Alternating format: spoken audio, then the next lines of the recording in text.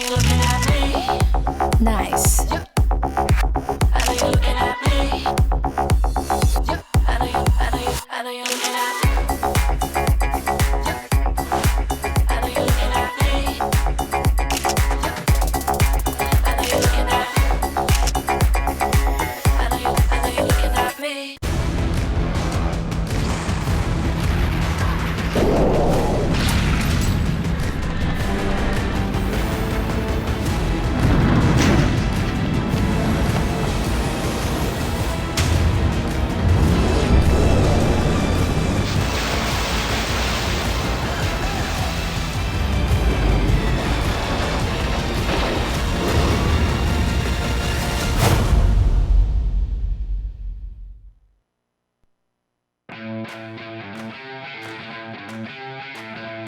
Hello, welcome to the PUBG Mobile Club Open 2019 Fall Split. I'm joined here today with John Allen, the lovely and beautiful. We are covering South Asia. Today, you really need to be careful because you need to get an amazing smartphone for amazing PUBG games. The Vivo 17 Pro is the official smartphone of PMCO. Fall split in Nepal, Bangladesh, Pakistan, and Sri Lanka. With multi-turbo acceleration technology, cold start speeds increase 25%, 8GB of RAM, 128GB of ROM, with dual engine fast charging, the V17 Pro never hesitates. And not to mention, it feels great in the hands too. John, we're doing South Asia Day. We're covering the PMCO 2019 Fall Split. I feel good. Do you feel good, man? I feel great. It's great to be back here. Of course, I covered the Indian region in the previous split. Of course, now that's expanded. We've added new countries, added new groups to it, which should increase the competition. Absolutely. Obviously, we had 16 teams re-qualifying from last season. We got 16 new teams. There's some fresh blood in there as well. So we're ready to take these games today to the absolute limit. Yeah, absolutely. It's really good to see a lot of these returning faces. A lot of the players, if you watched the last season, you will be familiar with. There has been some chopping and changing. Some people have moved hither and thither, and we'll have to see how that's going to go for them over the course of these next coming weeks. But it should hopefully be a lot of great PUBG Mobile. So now we've got the competition system on the screen for you here. Now, obviously, the group stage, there will be 24 matches. You'll be 4 groups in front of you. That is a total of 32 teams. 24 teams will advance through to the semi-finals, Group E, F, and G. And then top 16 will go through the regional finals, where they will duke it out to find the champion. Of course, 2 groups will be playing today, and then every day it will be 2 new groups. So every team will have a chance to play every other team here. It's going to be great. And here are our new ranking scores. Obviously, number 1 place, getting that winner chicken dinner will give you 20 points. Going down 14, 10, 8, and 7, then downwards from there. Yeah, and what's really interesting to me there is the 11 to 16 plateau. Obviously, that changed from last time. So you need to be trying to hit 10 and above. You need to be climbing the ladder there, because those kill points at the lower end are going to matter all the more as well. Absolutely. Yeah, and that kill point, obviously, that sweet 1 point, those can rack up very quickly. Obviously, in the global finals, we saw XUF get a 20-kill game, which was crazy. And we got our group. We got Group A. We got Destoryer, ETG.Brawlers, Xspark Official, Hype, MegaX, KO, MegaStars. And in Group B, we have over there Mayhem, INS, GODLIKE, SOLTISQUAD, Entity Gaming, IND, Portal Esports, and to finish it off, Orb Official. I think that is on Group A. It's not 2 Xbox. It is RIP Official. On the previous one, so we'll get that fixed. But yeah, these are the teams that you're going to be seeing. IND obviously went to those prelims last time around. Entity Gaming, another name that you should be familiar with if you're familiar with certainly Indian and South Asian esports in general. One of the bigger orgs over in India, so great to see them coming back as well.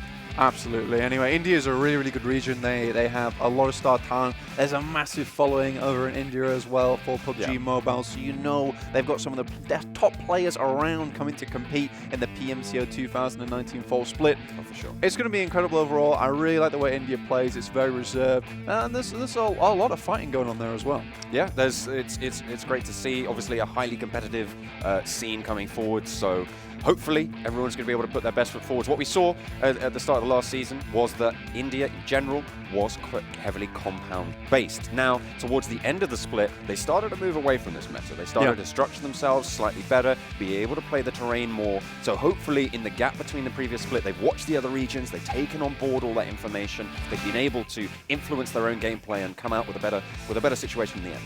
So if you guys want to also influence your own gameplay and take to the max level, you can download PUBG Mobile on the Google Play Store or the App Store at home. So definitely get playing, guys. But we're going to get over the game right now and see where that playing path is taking us. Yeah, we're going to be starting over on Erangel. It will be the first stop, of course. It's the only place where you can start, really. Oh yeah, it's the class eco. Absolutely. 8 by 8 kilometers, plenty of stomping ground for 16 teams. One town each, you can go around that way. We'll see who's going to be able to come out on top. Are you sure they do have the unique weapon there, the DP? That is an absolute monster of a weapon in PUBG Mobile. It has been one of the mainstays, right? Because the recoil is very easy to handle, and it just laser people down if you put that 4x on it. Yeah, we are going to be looking at the plane path, going northwest to southeast. Isolating Primorsk, isolating down near Quarry. It's going to be pretty difficult for a couple of teams to maybe go over down that way. Military is actually quite a late drop here, so it does have its own risks associated with trying to pull that location. Yasnaya, very viable. South George, certainly viable. We'll see who's going to be able to drop that and compete for that spot. Really, really strong for them. You're already seeing a lot of teams coming out right now, John, so it does look like South George will be heavily contested. Is there a specific playstyle strategy you need to keep in mind here? In terms of South George, it depends where you drop in South George. In general, find a vehicle, zone it away, and try and pick off some of the other teams that you find yourself pretty close to. If you're fighting in crates, that's not a situation you want to be in, right? You want to be trying to alter that up. North George as well, heavily viable here. Because of the early drop there, it means that you can go, but it's only one team we're seeing go that way. It's Orb, who seems to be wanting to find that position at the moment. MegaStars over up near Severny. Team IND trying to take that central part of the map, and that's a really decent shift for a lot of these teams, because remember, with the plane path being early, that South George is going to be all the easier to compete for. You don't necessarily need to find a vehicle as early. No, not at all. So they can really chill up there for a very long time, and that means that a lot of teams can acquire a strong compound route and stay in it till near the late game and just get very heavily geared. Already saying TD Anash, he will be dropping into a car, looking around, make sure he's near that bridge to cross it when the time does come. So obviously with that circle up in the top left side, we are going to see an interesting movement from these guys in the bottom right corner. But what I thought was quite funny is that no one went to Rozhok at all. They were like, that's the middle of the map. Probably everyone's going to go there. We're going to avoid it. So everyone seems to have the same idea in mind. But you will now see a couple of teams are making their way up that way. But military base is actually being occupied by 2 teams currently. You can't see them on the screen right now, but they're chilling down there for the time being. They should be able to make that rotation as well, and they should be able to do it pretty effectively. Looking at, as you say, at where these teams are is very interesting, right? Because this is right at the start of a new tournament. It's right at it's the first time all of these teams will have played each other in this full format. They will be trying to feel each other out, trying to figure out where everyone is. You can see, 2 teams in Yasnaya. They're looking to actually try and compete for it, and taking this fight early is actually quite interesting to me, because normally we wouldn't see that later into the tournament. What they're saying is, no, we're dropping Yasnaya. You guys shouldn't come Yasnaya because we're here. But at the moment, everyone's still competing for it. Salty and Entity all just vying for that position. Yeah, Salty Gaming, Entity Gaming, both in very close proximity of each other right now. Obviously, Neo took a couple of shots. Did get that smoke early, so can drop that down and make the easy cross there. I actually like the play that Cash went for there in the beginning. He dropped down, he got a scar, and he got that immediately. It's what a lot of players will do in game. They want to get that assault rifle as quick as possible and then try and head out and get a kill with it. Didn't quite come through this time, but Salty Gaming, they look like they do have their eyes on Entity for the time being. Well, they both know each other are there now. What's interesting is Entity have actually sent a player out all the way to the east of this town at the moment, and now they have a really good surround on SOLTISQUAD to try and see where they're going to be able to exit from Yasnaya. That's really going to be crucial, because of course the circle isn't on them. They're going to have to move away, so they want to be able to see where is SOLTISQUAD going to exit. Are they going to go south? Are they going to move away? They will have the vision lines to be able to see that now, so moving their players out wide, Entity Gaming with a really strong position. It's very much a game of chicken now, isn't it, really? Who makes the first move straight out? But here is Crates, and like you said, John, it's not a place where you want to be caught with your proverbial pants down. And as you can see, this is in Novo on the military island. Yeah, you've got Crates over here, right? So obviously these lads, they've taken control of it quite early. We've not seen any kills come through, so they are going to have the pick of the litter here with all the loot involved. But yeah, they should be pretty happy with that. There was a team pretty close to them, obviously trying to vie for that spot, but they have moved away. You can see Ronak there on the screens. That's, of course, Xspark, the newly formed team. Oasis and Ronak, of course, formerly of Team Soul, teaming up with Scout and bringing on Paratosh and In Your Dream to be able to form what should be a really, really strong squad into this season. I mean, Oasis was top fragger for Soul last time around. Ronak, demon with a sniper, should be able to land those shots. And, I mean, you know, Ronak, Scout as well, really, really heavy fragger for his team he was playing on last time. Yeah, they've got a huge amount of experience on this team overall. So they had half the team in global finals, and obviously they've probably been giving a lot of good advice. And Paratosh, a name that we have heard of before. But again, we're back to Entity over here, still just chilling around. And SOLTISQUAD just trying to get a beat on them all the time. But like you said, there's the player on the right-hand side from Entity Gaming just waiting them out. He will hear them coming, and then he can give the go signal to the team on the other side, which actually gives a massive advantage because they will get that first peak advantage on them. Information gathering is where it's at. Look at the skin on that car. That's stylish. Ooh, very spicy indeed. Take me to the river and swim through that one. That was a nice little shark fin on the top there. I like it. RIP official. Look like they're just exiting South George crates at the moment. Trying to get it. Of course, Team Spark still over on that military island. This first circle doesn't apply a lot of pressure. It is just a little bit slow moving forward, so you will have plenty of time to loot. You can see that, you know, Ronak's been able to get those three first aids on board. That's about the minimum you want to be carrying. About 3 to 6 is like the sweet spot in terms of those first aid kits. If you get a med kit, all the better. And you want to be as many stims as you can, really. Full HP is always nice to have, really, in the pocket. Yeah, absolutely. Just have that one in the back pocket, be able to get that out whenever you want. Yeah, there is one other team over in military base at the moment, but it looks like they are making the cross at the time being. SOLTISQUAD taking the first knock here. AJ, the first victim of the PMCO 2019 fall split for South Asia. So obviously that information gathering definitely was very, very good for Entity Gaming overall. A man over in the corner there can take these off shots as well, take the off angle on Salty, and now really as that player's down, it's time for Entity to start getting a little bit of a better positioning. Out comes the nade. They are pushing forward just a little bit, but whilst they're throwing those nades back and forth, at the moment in the circle, MegaStars are going to be pretty happy. They're over by Severny. Over in North George, you've got Orb as well. They should be pretty happy, pretty much alone on the northern side of the river. RIP official are holding around the bridge over on the western side, and that western coast as well, occupied by 2 teams, which should be a little bit more difficult. At the moment, though, the rotation coming from Lipovka has started to go over to the north of Georgia Pole, and everyone is starting to move towards this circle as the team leaves military island as well. Indeed. We're still just seeing this engagement time being, but like you said, John, a lot of teams now making their way up into the circle. We're starting to see some teams getting a bit crunched here. Aman actually was on the roof for a minute then, but came back down, and SOLTISQUAD looked like they have regained the composure for the time being, John. Just holding behind the puzzle pieces buildings, but look at this. Entity's now moving Neo over towards Aman. Obviously got this 2-2 split, so if SOLTISQUAD do make this hard push onto Aman and Neo, potentially they're the advantage here, but really what Entity are looking to do here is crunch them on 2 sides. Have we gone back to 2018, Salty, all loading up in the same vehicle? This is a bad idea. No, this is a terrible idea. This is exactly, you'd never do this. Never ever do this, SOLTISQUAD. Bad. Stop it. Stop it at once. You should never be rotating in the same vehicle. There's plenty of vehicles in South George. You should, in Yasnaya, you should be able to pick up more than one. Rotating in the same vehicle gives you, it exposes you so poorly. If the vehicle blows up, you are all dead. You are all dead. If one of your vehicles blows up on a rotation in a convoy, like you can see on your screens now, only one player goes down, you lose 1 maximum. If you just get sprayed out, that's it. You lose so much HP, you lose so much pressure, and it's never a good idea. It's only a last-ditch attempt that you should do that. Indeed. But now, Salty, it's okay now, Don. They have found themselves an additional vehicle. Oh, I can rest easy. You can rest easy now, dude. But look at that. IND taking it to Xspark there. Obviously, a lot of players going down quite quickly. So Xspark, although we thought they had a pretty good rotation coming through all the way on the right-hand side, on the east side of the map, they are having a bit of difficulty now. Yeah, just to note, it was only 1 player that did go down because they were rotating in a convoy. That's why. Good job, Team Xspark. They're going to be moving forward. You can see they've still got 3 players alive, but everyone's grouping up now around to the east of South George and just over towards that ruins location on that shoreline. The tune's going into the vehicle right on the UAV. But Alan Walker, great song. Right, bloody brilliant, mate.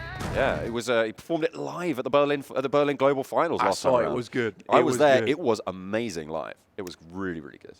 So now teams are gravitating towards Rozhok now. We got a little bit of a standoff here with RIP holding in the Harry Potter Tower, but look at this on the right-hand side. We got another team coming through. For the time being, it's just KO. Veggie over here, just chilling out. He's vegetating a little bit. He wants to blend in with the grass and the trees. I'm not sure it's working. He's very low HP, so I'm pretty sure he's down. Yeah, he's going out. Yeah, he's going down. The next circle has popped. It's a little bit northern side of the river, so people might want to look for those rotations. Entity, they're finally leaving Yasnaya now. They are only 2 to a vehicle. This is okay. This is fine. You can see the other 2 aren't actually in the vehicle. I think they're rotating just a little bit earlier. Yeah. They're ahead of the game for now. They are just going to heal up in the zone. Team Xspark, you can see they've escaped with 3. They're going to be moving over to that southern side of the riverbank and trying to find their spot into the next circle, as everyone's just sort of now jostling to try and find that spot. No teams have gone down yet, but we have lost 3 players so far into the lobby. We're 10.5 minutes in. Yeah, for Team Xspark, you're not super happy about losing a player, but it's not the end of the world for them. They still have a very good chance here, and they are moving through some great flatlands to get towards their location, their destination. Tempest here playing a little bit of a dangerous game. There are players on the right-hand side of him, but he has a lot of cover here playing from the bank, so potentially picks up a kill here, but it looks like it is just posturing for the time being. Yeah, the reason this comes a vehicle. Oh yeah, Scout is almost certainly done. The tire pops on that. The rest of the team could just volley in. Ooh. Easy pickups there. Scout's going to go down. The reason that Tempest can hold on this side of the bank is that his team is at his back. If anyone tries to challenge him from the other side... Oh! That was dirty. Nice, nicely done, nicely finished off. But so the reason he can be there, the rest of his team will be able to hold the other side. They're going to be looking out for those angles. If there is someone who does come on through and tries to challenge them from the back, he can push up under the bridge. The rest of the team can deal with the threat. So really nice positioning coming out. Yeah, absolutely great positioning. He was on the bank and he'd just been cashing in the kills there, so he's very happy with it. A little bit worse for wear now as Team Xspark. I said you were not super happy losing 1, but you are really unhappy with losing the 2 now. Things get very, very difficult towards the final circle. Looks like teams are now finding their compounds and trying to chill out in them. We do have a team all the way in the bottom eastern side of the map, still not made their way up towards Rozhok area. Yeah, it's ETG.Brawlers there. Yeah. Still in the circle. They're on that southwest side, see if they're going to be able to find some footing. Of course, Insidious, a very, very strong team from India. We saw last time around. They were consistent in the group stages, in the semifinals as well last time. Top fragging, top scoring. Unfortunately, they couldn't quite get it out at the finals and see what they could achieve. Unfortunately, I think the live nerves did get to them a little bit. They did underperform, it has to be said, but hopefully this time around they're going to be able to have a little bit of redemption into this. Cartoons in this team, super, super strong frag. I think one of the top in the tournament so far from the last season. So hopefully the rest of his team will be able to volley around. Smokey, IGLing there. Whoa, what a shift on the circle.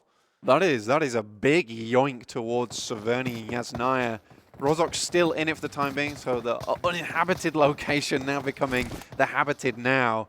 INS, though, I really like the position they've got from them. They've got all the vehicles they need to move out, and GODLIKE, trying to take the fight up and realizing, you know what, this is not a good positioning for us at all. Like, they have high ground cover, and INS seeing that they are leaving, trying to get some high ground. You would imagine that they would try and change their positioning here before they move towards the circle a little bit more, but I think they're pretty happy with the plane crash for just this part of the match. A lot of clockwise rotations starting to come in around this circle. Everyone trying to move over to that northern side. Of course, it will be less occupied. The MegaStars haven't had to move the entirety of this game. They've been pretty happy. They've been just lurking around in Severny. But as you say, that the scars in the earth formed by this plane crash are providing brilliant cover for Insidious. The top of this hill is really, really strong for them. They're going to be really happy with holding it for now. They are right on the western side of the circle, however, so it could prove tricky if teams start to come on through. ETG.Brawlers, by the way, in the meantime, they have made it into the circle. They still have to get to the next one as well. They've been taking a while on it, but yeah, like you said, they're not dead yet, so it remains to be seen before they get in the circle and they take a firefight, so we'll wait after that. But so far, INS just raking in the kills and the knocks so far. They have a really good position here with a hard cover inside the plane as well, should they need to take any healing at all.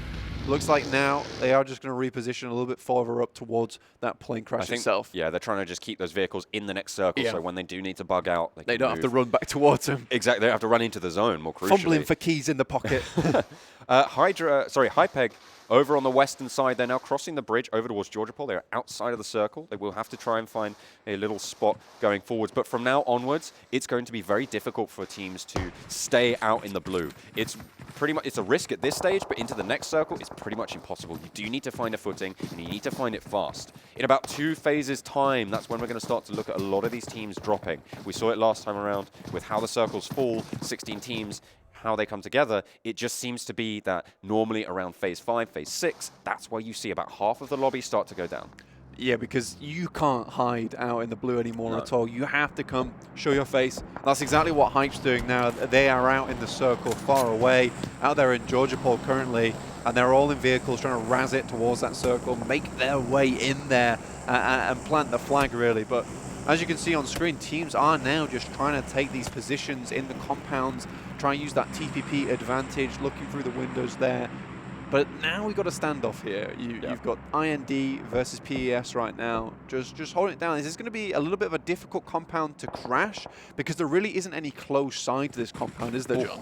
No, it is going to be pretty tricky. The next circle has just appeared right in the center. I was going to say that at the moment, my money is on MX in terms of positioning. With the next circle, I would double that up. I would double down on that. You can see they're in a really, really good spot. They've got a road to their back, which means that approaching from that side is really, really dangerous because there's so much open ground to try and cross for RIP official if they do try and go for that push. And then they can just cover all of the other angles. So MX right now, MegaX, are going to be really happy with their spot. They should be able to defend it. Let's see if they're able to. I think MegaX, yeah, like you say, great position there, and they have all players to cover those angles too. As you can see on the screen, people are just driving past each other without a care. They know they need to get into that circle, and they're very happy to leave INS behind in that compound. Team IND now rotating in. They want to try and vie for a spot on this hill. It is pretty heavily populated. A lot of teams moving a little bit further up north. But they have found themselves a little bit of a tree line to try and fight from. GODLIKE obviously in the compound ahead of them. Will be able to hold down a little bit stronger. But they've got the hard cover from the trees. They should be able to have a pretty decent shout into the next one. 16 teams still alive as we move towards phase 5. Entity, as we saw before, their enemies left pretty quickly, and now they have made it into the circle. Just got a quick knock as well, so it looks like they have decent position. Yeah. Mega final boss. He is the mega final boss. He's the final boss after you kill the final boss. He's the final form. Yeah, he's the he is. mega final boss. So, like you said, John, here comes the kills. They are rolling on through. This is when the lobby starts to thin itself out. Yeah, Insidious actually taking pretty heavy casualties. They've got a really tricky spot to try and hold. They're right on the western side of the circle. If they were playing a little bit softer on the edge, I think we've just seen our first team go down. Yeah, that's RIP official. They did get collapsed on. A team did come around the back of them as well and try and take them away. But at the moment, the southern side of the circle being heavily vied for, the western side as well. A lot of teams crunching in, and at the moment, MegaX, they're just sitting pretty still, right in the middle, with very little contestation. Indeed. They've got a great position, John. It's very hard to get out of there. That's Team Spark going out. Yeah, SOLTISQUAD just ripped them to shreds. Xspark, that's very unfortunate. We predicted big things from them, but it looks like they kind of just fumbled a little in the early game, losing that one player, which led into just more and more casualties on the team. But their entity, Neo, he's come back. He's come back to get SOLTISQUAD, revenge from before. So yeah, I'll take that one down. Sure. Orb official, really, really close. Cartoons, I think he knows something's up. See if he's going to be able to get anything done. We saw it before as well. Portal Esports still there. Oh dear, another down as well for Team INS. They're going to really struggle. Just Cartoons really left standing. There's no way he can really go for Smokey at this stage. He might try and... Oh, no, he's been spotted. He's been spotted. Yeah. Oh, they're not quite able to land the shots. He's going to be able to heal up. Okay, lucky him. The worst part about this, John, is that someone knows his position, and everyone's shooting at this as well. We'll see the shots on the floor, and they know that he is here. So really, he was relying on his position not being compromised. But look now, Max looking up, but he immediately pops the head. Lead's flying at him. All right, let's get it done. Cartoons, though, he is going to stay alive for now. Max Cash not having a peep in just yet. Next circle leaves MegaX right on the edge. They might just be able to hold that same spot as before, but for now, it's going to be a land grab over towards the hillsides into the next zone. You can see there is actually a loot crate right on the southern side of that circle. So teams like Orb, maybe even actually team... no, wait, Ronak's still in? Okay, they weren't eliminated. I thought that Xspark were eliminated in this game, but it seems like they still have a shout going forwards. Yeah, no, they are still going forwards. Salty, though, maybe in a better spot. GODLIKE still can rotate in. Mad Dog! Oh, dear. He doesn't know! He doesn't know! Or we might do. Kratos! Is he ready to drop the hammer on the man over the side? Is it the pan? Oh, it's the nade! Oh, no, it's just a smoke, just a smoke, just a smoke. He doesn't know. He does not know the Mad Dog lies. Oh, dear. Are they just going to leave him? I think they might. That's so, oh, they've given him a smoke as well. That's so good for him. Is this a 5-player team? What are we seeing here? Seems like it. Mad Dog just so calm. Keeping himself on the leash for now. So calm, yeah. Well, this is phase 5. The circle's pushing in. This is where the density of players is going to be so tricky. Look at him go. He's so sneaky. Ooh. They've let a sleeping dog lie. But he's pretty mad about it. I mean, there's probably sweat dripping off the forehead. You can be sure of that right now. Kratos, though, already taking a lot of fire from GODLIKE in front. Croton, I think he is down for the current time, but PES also coming on GODLIKE as well, so there's a lot of battles going on here, but they just cannot push into GODLIKE. They're holding down this compound like an absolute champ for the time being. Yeah, Through comes the nades, though. And the shots, too. PES in a little bit of a hard situation right now. Oh, there's Xspark finally going down. They are going to go out. Esports. Getting the reses off. 2 of them are down. Christ alive. Seems like they're actually going to be able to get it done. All those smokes are fading. This could be risky. They are going to still be in with it, but another team has dropped as well. Of course, that was Team Spark before. GODLIKE still hitting the shots. They're still going, mate. This is incredible. They're fending off 2 teams at the same time. They've got a man outside too, just holding on the UAV. He has full information. There's a spray. Khan goes down. He's going to be able to get it done, holding it down like a champ, as you say. He's got the rest of his team at his back, and Portal Esports are really not having a great time of it for now. Portal Esports, they wish they had a Portal right now. They want to get away. Croton's actually taking another, but PES, he fires back with a DP. That's it. But GODLIKE will finish them down. Portal Esports are going to be eliminated. GODLIKE holding that compound. They're still on the southwestern side of the circle. They are in the zone, but they do need to leave now. They have got their player on the outside, which is going to make that exit all the easier. But at the moment, I'm looking at MegaX. They do need to leave their compound as well. They've had it easy up until now, but they're right on the edge. We'll have to see whether next circle is going to push them. They still haven't found Mad Dog. He's still going. He's still just chilling. And IND are just giving... Oh, no, he's going to spot that. No, he did. Surely he did. Come on, Slayer. Oh, my goodness. It's in your namesake. You've got to take him down, son. No Mad Dog's way. still there. He's not even taking the backpack off. I cannot believe that he didn't spot that. That is insane. This is a monumentous moment. Mad Dog just chilling. Does not want to do anything right now. The next circle has popped southeast. Everyone from that northwestern side, the heavily contested side, will have to start to move on forwards. That is a really difficult shift, especially for Mad Dog. He's going to have to try and rotate underneath Team IND. This man's got the confidence on this guy, the cojones to just stay there, not moving, knowing there is a team of 4 directly over the rock. This guy is literally free soloing right now. He's solo squadding there. That's what he's doing. 11 teams remain into phase 6. Everyone's going to have to make this hard shift now. Team IND, they're on the edge of the circle. They have the blue at their back, and they are going to have to move. Kratos taking a lot of heavy damage.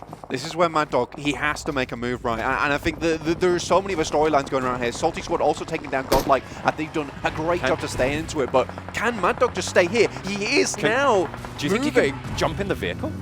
If he gets in?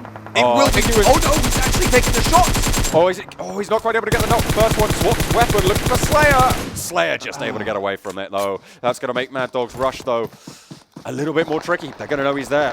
Puts his guns away and makes the mad dash. IND got to be kicking themselves after that one, knowing that there was a player right there the whole time. MX, though, look, they're in a tough position. The smokes aren't covering them for the time being, but MYM, in the backside, they have the hill for cover. They will be looking at Entity on the left side of them for the time being. But to me, IND in a fairly good situation, despite not knowing that Mad Dog was there the whole time.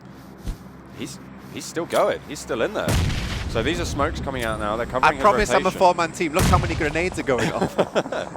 Well, I mean, if he's picked up the nades from the rest of his team, fair enough. He's still going for the shots onto IND. He's got it out for them. He's out for blood. The Mad Dog will not go without a fight, but it's Entity to actually shut him down in the end. They're going to be able to hold that side. MegaX are still in it. They have a smoked position. Mayhem are at their back, however, so they do need to be careful. Entity up the hill as well. Need to watch it out. Cartoons still crawling around, solo into the squads as well. 7 teams remain, Blank. There's a nade. It's a nade. Doesn't quite take down Cartoons, though. Still healing from the massive amount of stims he has been injecting into himself. Cloak there actually on top of the loot crate as well, so he has some hard cover from that. We should help him as he's trying to push up this hill. Also, we'll have the loot inside it. It's not just cover, guys, I promise. But MX surprisingly still alive in this situation despite being surrounded by so many teams. Yeah, the curvature of this hillside really playing to their advantage here. Entity don't really want to take the fight down the hill because they would have to expose themselves at the moment. And of course, Mayhem, they don't want to push around either for the same reasons. And you can see the defilades of this hillside really playing up for them. And they have got that flying V formation on the vehicles. They have exploded, so they have got a decent amount of cover. Yeah, so they have cover from in front. Paradox being the front scout right now. Mayhem lobbing the nades over the top. It's a bit far-fetched, but Cloak, yeah, look, from the loot crate, does get the ghillie, so he can safely sneak in here. Doesn't have the backpack on either. Finds Paradox, takes him down, and then straight back to the floor. I think Cartoons got chimed in as well, getting a knock, but he gets spotted out. Cloak goes down from the back entity. Coming in again, third-partying a fight. That's another ghillie suit there, but that's not good for them whatsoever. Mayhem, they had to take that advantage of the ghillie suit being able to snake in, and taking such an early play like that, maybe not the best idea for them. Now, really, he's getting naded. He has to come back. Oh, they are just lobbing him in. He is crawling as fast as his little elbows will carry him. Look at him go. He has to pop up. Has to go for the spray. Looks at Paradox. Is going to be able to get a point on board. Confirms the kill. Nicely done for his team. 5 now remaining. This is where the points start to add up for placement. Although ID couldn't quite sniff out the Mad Dog in front of him. It looks like their eyes are actually pretty damn good as they're spotting out these players one by one. Now into the vehicle, moving a little bit forward. They want to keep this for protection, but 2 go down. Snacks making a meal out of them. He is going to be chomping away, chowing down. Still up and kicking as well. Kratos goes to the jewel. The AKM finds 1-2 bullets, but not going to be able to finish it just yet. The vehicle blows up. Team IND lose that rotation ability. They're being pushed by the blue. No way that he can be able to get up his teammates. So Kratos now the lone wolf for his squad. Mayhem now trying to push up. Salty still in with it at the top side, but it looks like they're going to get spotted out in the whole of this course of action, though. Entity have been really strong. One goes down, however. Salty still not going down without a fight. Yeah, SOLTISQUAD have been on the heels of Entity all this game, and Entity have been slowly pulling them apart one by one. But we'll find revenge on Neo there. Mayhem coming over the top. It's Cloak. Snacks drops out some precautionary fire. Stay back, my friend. But Entity, he's going to hit the blue. They look like in a great spot. And Snacks, I don't think he makes this. He's going to try and crawl for his dear life. Actually survives. No way did he manage to get away from that. He's on. No, he's not. No. He's in. He's got a medkit as well. I cannot believe this. That is insane from Snacks. MegaX are going to be super proud of him. Nicely done. Mayhem down the hill. Does he have a nade? That's the question. I don't think that Nima wants to try and go for this fight just yet. You can see Entity now starting to smoke up. They know they need to go for this next push. It is super open. At the moment, Mayhem, they have the advantageous spot. The next circle will be zoning towards Entity, however. Yeah, an Entity that they have a tree to play over course and downhill. It will be a man slipping up for just a second. Take some shots of Mayhem. Mayhem throwing him back at him too.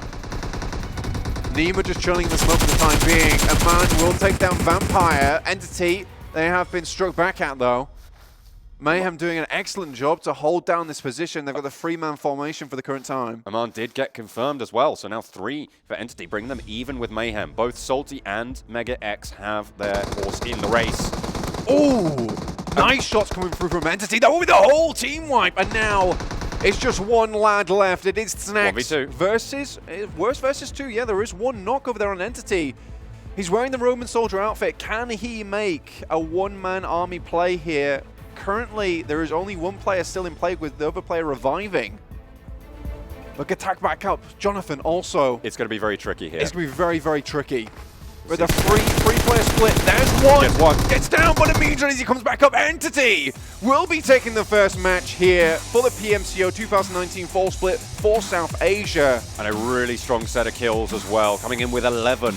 That puts them up at 31 points over the game. You can see, of course, MegaX with a really strong position into the next circle. Were doing really well. They rotated around, but I have to say, what I valued from Entity Gaming that time was playing those off angles, being able to have those sight lines that they needed to take the fights in an advantageous situation time and time again. Okay, so actually, we're going to go to a quick break now after that very explosive end, so we'll catch you guys very soon. Don't go anywhere.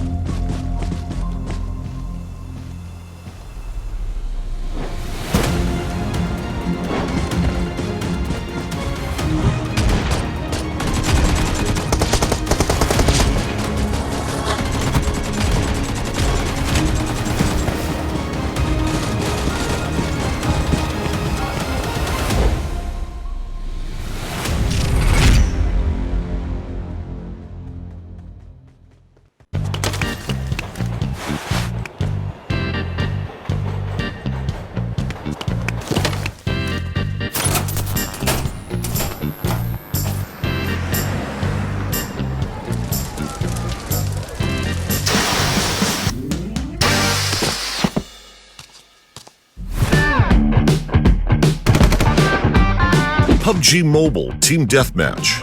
Anytime, anywhere. There is a better choice.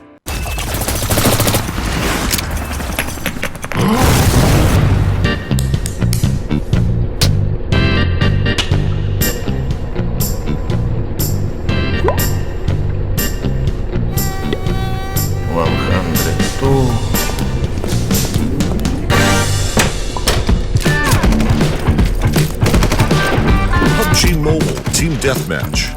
A quick game for those short breaks. There is a better choice.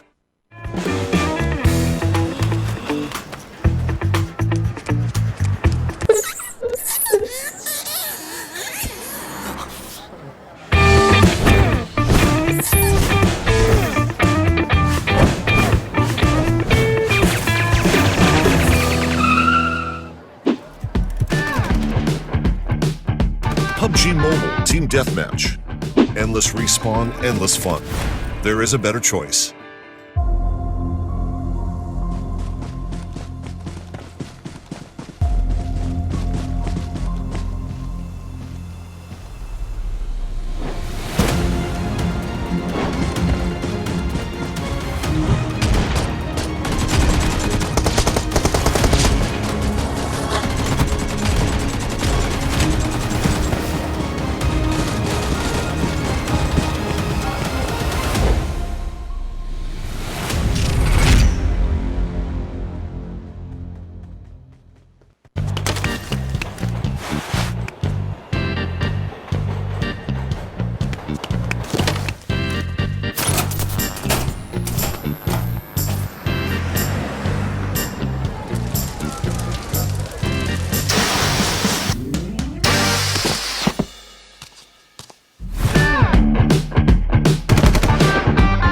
PUBG Mobile Team Deathmatch.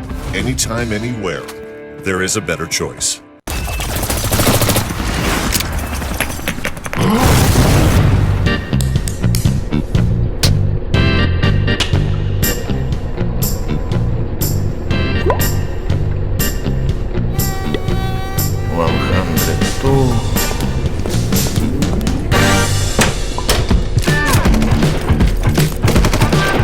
PUBG Mobile Team Deathmatch. A quick game for those short breaks. There is a better choice.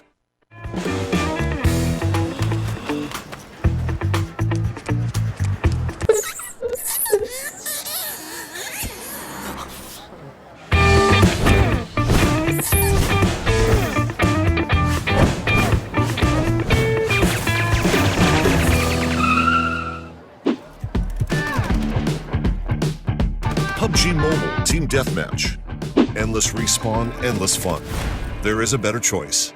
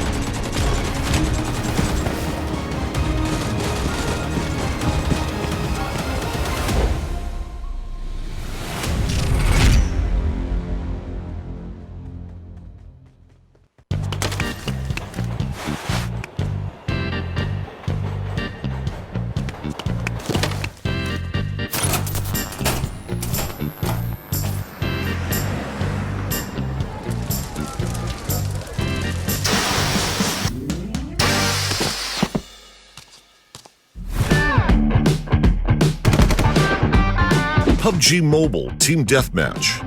Anytime, anywhere. There is a better choice.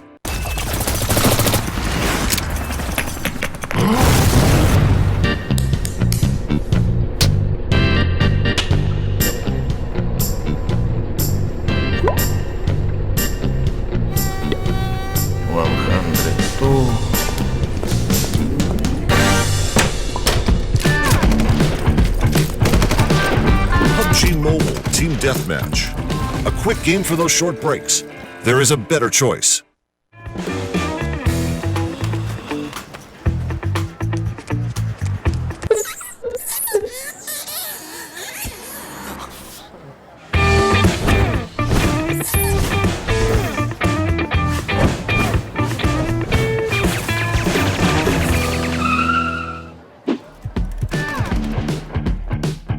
PUBG Mobile Team Deathmatch. Endless respawn, endless fun. There is a better choice.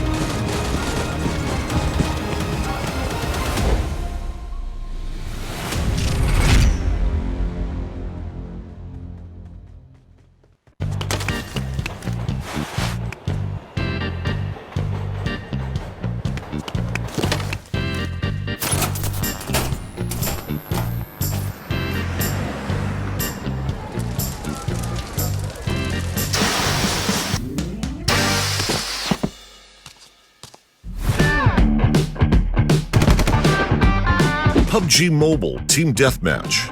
Anytime, anywhere. There is a better choice.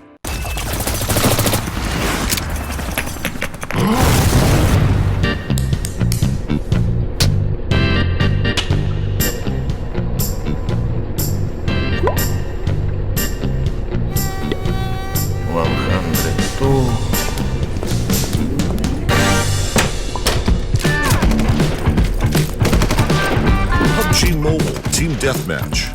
A quick game for those short breaks. There is a better choice.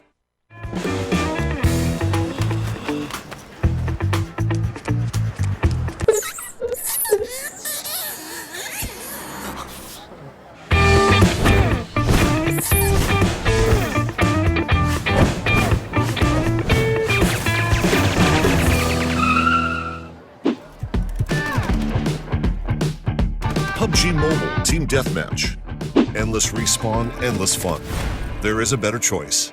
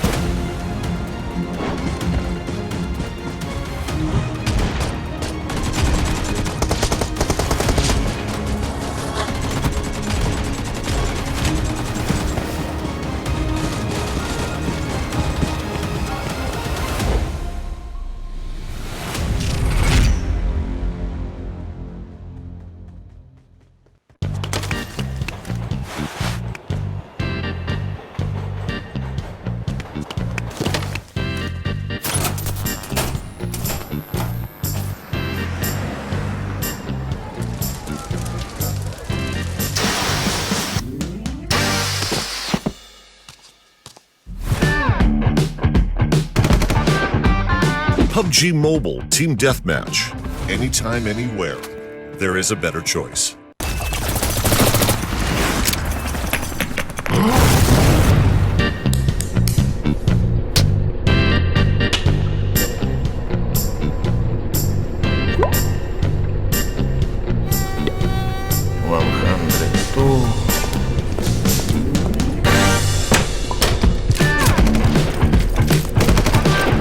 PUBG Mobile Team Deathmatch. A quick game for those short breaks. There is a better choice.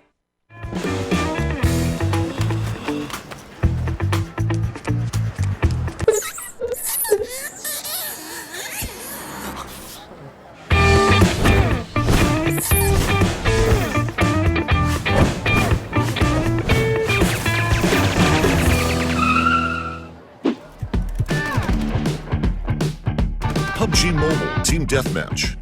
Endless respawn, endless fun. There is a better choice.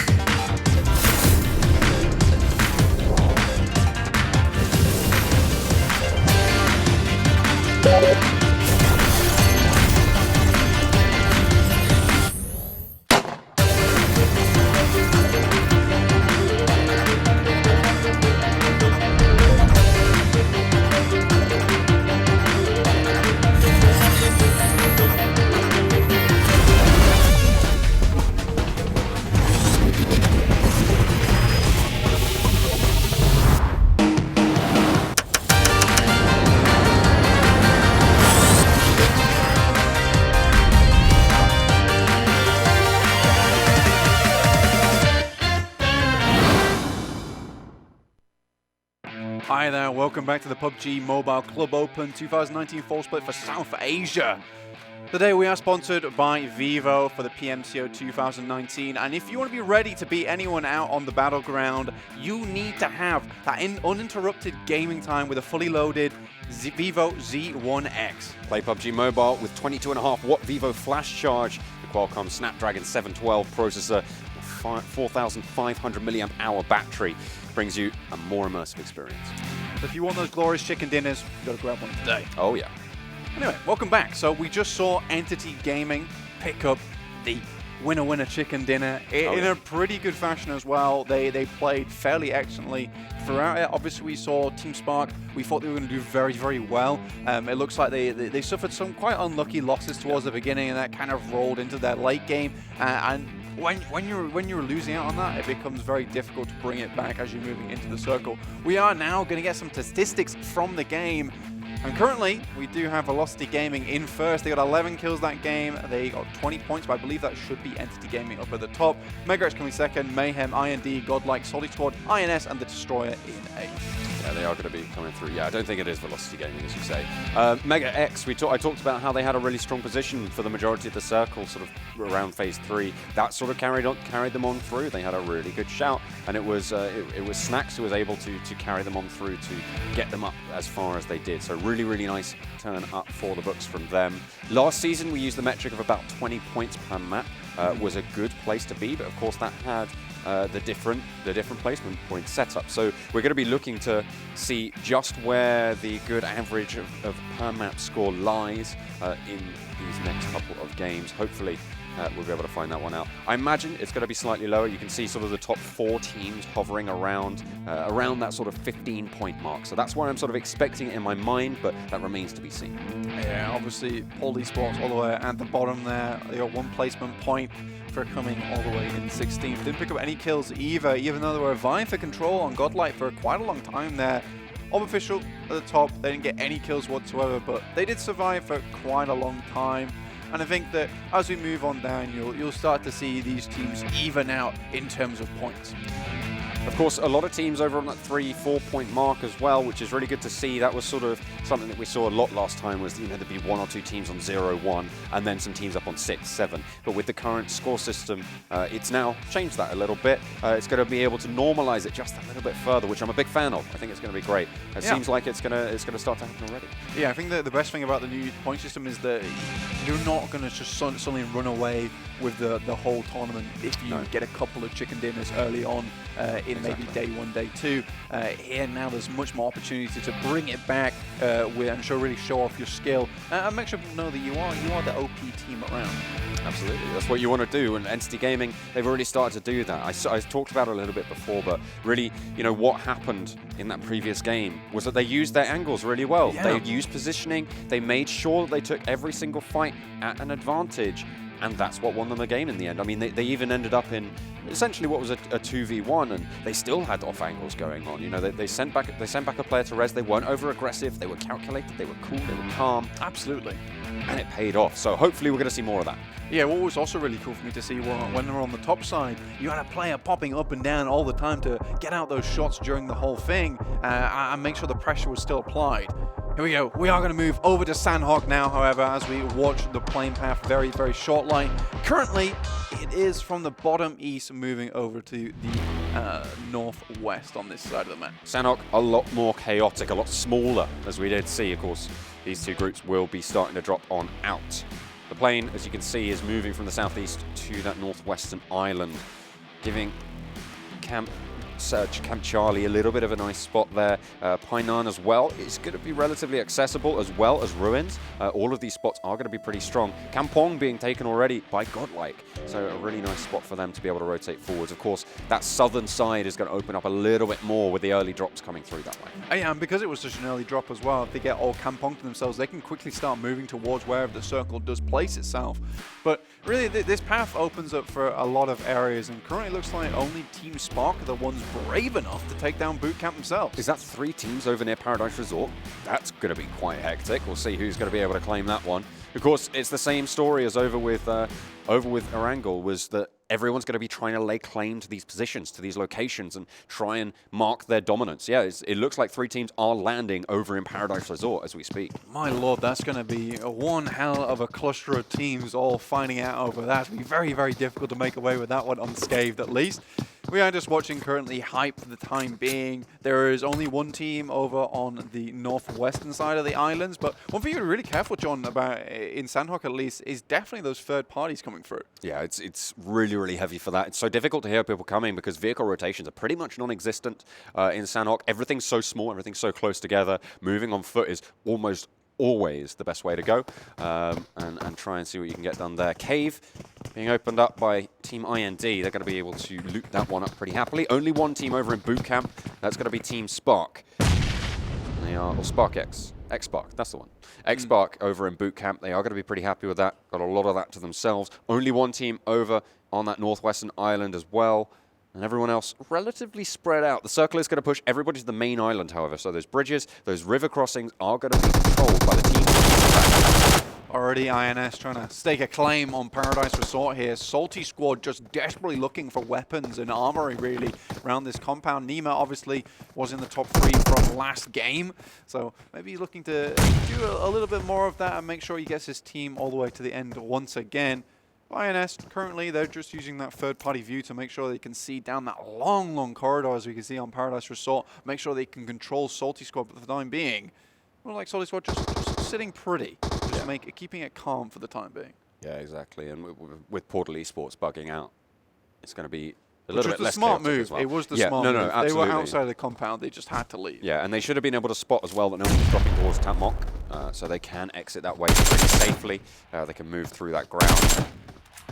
Teams now starting to move from that southwestern island over in Painan. You've got a couple of teams sort of gathering out, but this first circle on Sanhok especially doesn't really push anyone too hard. It's so slow. It doesn't take that much health away from you as well as it moves it's very, very easy to move away from it. So no one's going to rotate early, and everyone's just going to be vying for control, which is why you see teams like Salty, teams like INS still sticking around over in Paradise. Yeah, because one of these teams will eventually take some casualties and try and bug out, or one team will just completely go down. And both teams are currently just trying to occupy one spot and make sure they have full control over it. Both teams are on the right-hand side, but there goes down the first player. Refresh does not come through. Cash is just moving out there. Oh, dear. Gets another Oh, knock. no, They're just go taking on. the whole team down. He's going for another one. He's got AJ as back, and that's immediately INS going away. Say bye-bye. They're not going to be happy with that sort of Paradise. It seemed like a wild swing from Vcash there as he moved down, but he definitely did the job. Only 2 players to go down from SOLTISQUAD, and now they have all of Paradise Resort for themselves. And like you said, John, because this circle does not push you too hard, now they can just loot freely before they look for a new position within the circle. But right now, they are fairly happy sitting in Paradise Squad as the circle does move over to the east. Yeah, not only that as well, there's no teams really to their north who are going to want to rotate back in. We saw Portal Esports being the team to move up, and now they've left. They don't really want to rotate back. No one's going to be having a rotation path through Paradise Resort. They should be really very safe now to try and just maintain some of those meds. Of course, taking the fight does mean that you lose out on armor, on helmet, on some of those meds, as I say. That is going to affect you a lot more later on into the game. Absolutely. You want to make sure you have those helmets fully intact. And you take to the firefights later. But Paradise Resort gives you a little bit of that overlook advantage as well, because there's quite a lot of places you can set up like 4 players around it, make sure you can see everywhere. And compounds are fairly few and far between here on Sanhok. The issue is with Paradise Resort, you do have that overlook, but if you manage to sneak past the lookouts, there is a lot of ground around it that you can take a lot of cover from, so you can be snuck up on in Paradise Resort. With only 4 players, it's not super easy to hold, which is why actually 2 teams can feasibly just sit there and coexist and try and hold opposite sides of Paradise Resort and try and sort of hold it down that way. Because 8 pairs of eyes, better than 4, of course. And oh yeah, if you just sort of correct. Play it a little bit easier, it might be quite nice. At the moment though, Xspark just facing off over towards Orb. Yeah, Orb currently just sitting still, making sure we're unfazed by your grenades, but Team Xspark, they definitely want to have a bit more of a better come through on Sanhok today after taking that pretty tough loss there on Erangel. They have the high ground currently, so Orb is really running into kind of a dangerous game here. They do have hard cover though as they move up. They're pushing straight into the fire. This seems Paratosh really is odd. there. There's a crossfire from Xspark. They've got Scout at the back as well. Really nicely positioned from there. And Mad Dog just trying to yeet a nade in, but it's not really going to go very well. Paratosh answered one of his own. He did cook it. Didn't quite find the damage. Goes for another. Currently, Orb and Sinister on the other side didn't make a move at all when Mad Dog rushed up the hill, so there was no assistance. It was effectively a 2v4 there. As you can see, Max Cash not doing anything, takes down with a nade from Ronak. Excellently placed. I mean, he threw about 3, so there was a high chance he was going to get 1 at one point. Well, the Groza. Oh, sorry, that's the QBZ. QBZ, yeah. Finding the mark there. Paratosh able to clean it on up. Orb really looking shaky. It's just Sinister really left standing for this squad. Maybe Mad Dog kept to what he was good at, which was just laying on the floor, waiting. Oh dear. Obviously, Scout does go down, but they'll be able to bring him up. So they will not even suffer a loss there in the beginning. So Xspark off to a great start there with 4 kills. Now, this is a unique facet of Sanhok. They need to get up and they need to get out very fast. Third partying so prevalent. There's 2 teams right to the south. There's a team to the west as well. They're moving in straight in the form away. of Entity. They need to move in. They need to just try and get away from the site of the firefight. Pick up that loot and get gone. Exactly. They are currently staying there for the time being. Sure, they have the high ground, but you are correct, John. They might have the high ground versus 1 team, but it might not be just 1 team that you are facing. You're potentially facing 2 or 3. Obviously now on the screen we are seeing ETG versus Hyper. Currently Hyper's just trying to control the hill, but ETG, they have very firm position on this compound. The Destoryer over on the northern side, crossing near Hatin, are going to be able to just pretty chill here. They haven't had to face any conflict. They were solo over on the northwestern side, northwestern island, sorry. And now they're going to have the north of the main island pretty much themselves as well. Portal Esports have rotated away from Tapmok, so there's really just no one to try and fight these guys. They're going to be pretty happy with that. The question is, are they going to try and stay on the edge of the circle? Are they going to try and push in a little bit more central? Because they're a little bit late to the party if they want to try and get more central. Absolutely. You want to get to the party, you want to blow those balloons, you want to blow on those poppers too. Like, the problem is that if you don't get there quick enough, you lose out big time. So really here, you need to get into the circle. You need to make sure you are firmly planted because obviously there's not too much movement done here. And if you can control one position that's quite dominant within the circle, you set yourself up very well for the late game. You don't want to take 2 fights like you were saying earlier because equipment runs dry quick. All right, okay. It seems like Xspark, though, they didn't actually leave the site of the fight. Entity tried to push on forwards, but they didn't get any knocks with the nades. And this is really smart. So again, what we're seeing from Entity is intelligent decisions. And it's really, really good to see. They're moving away. They didn't get any knocks. They didn't get any poke damage with those nades. And they're thinking, you know what? We don't need to take this fight. We don't need to lose armor. We don't need to use up meds. We're just going to go for position. We know exactly what we need to do. We got a killer game last time, so we got some kill buffer. Yeah, so really now they just want to focus on placement points, right? Because obviously with those 11 kills, like you said, even if they don't get a single kill here, they're still averaging out 5.5 kills per game. I really do like this position from Team Xspark, right? You have Scout down in the hill, protective in the compound. He can scout if anyone's coming up, quite literally in his namesake. Yeah. Whilst the rest of the guys, they have very hard cover in that God spot on the hill. So I'm not the biggest fan of sticking around because you might get third party, but if they can control it versus 2 teams, like, I mean, there's no issue there. No complaints from me. I really like how Scout is separated at the moment. That is the smart move. It is pretty smart from them to be able to have that angle. It's what I praised Entity for in the previous game. It's what I'm going to continue to praise as it goes forwards. It's always good, especially as Sanhok, to have that lookout, to have that backline. You need to always be on the swivel. It's very cool though seeing two what we assume are going to be some of our great teams in this tournament. Like make 2 very smart decisions like consecutively. So Team Xspark taking those really great positions to scout anyone coming through, and Entity realizing, you know what, this isn't a fight we have to take. Xspark now, they are going to be the gatekeepers. The quarry is in the way of the rotation of 3 teams. It's going to funnel them towards Xspark. But they're all coming from the same direction. Entity, they've already gone away north. No one else is really going to try and challenge them. Will they be able to hold it against this many teams? That's my question. That's my thought. They have the positioning to do it. They might not have the nades. They did use quite a few against in that fight earlier. But for now, as well, in the circle, we're looking at the Destroyer on that northern rotation. Still going to be pretty clean, pretty easy for them. There's plenty of compounds for them to occupy on the northern side. Over in Camp Bravo, of course, you've got Rip Official, who have been pretty much undisturbed the entire game. Portal Esports, who moved away from Paradise Resort, remember, they're sort of pretty much bang central, a little bit northern of the center of this next circle as well. So they're going to be pretty chuffed with that one. Yeah, but all the fun is going to happen down in Quarry. Major thing to consider here is no one's going to come through the Quarry because it sets yourself up for a really, really bad time, so everyone's going around it. So Xspark actually have a lot of time whilst they wait for Hype to come around the other side, and they can take the fight with ETG now.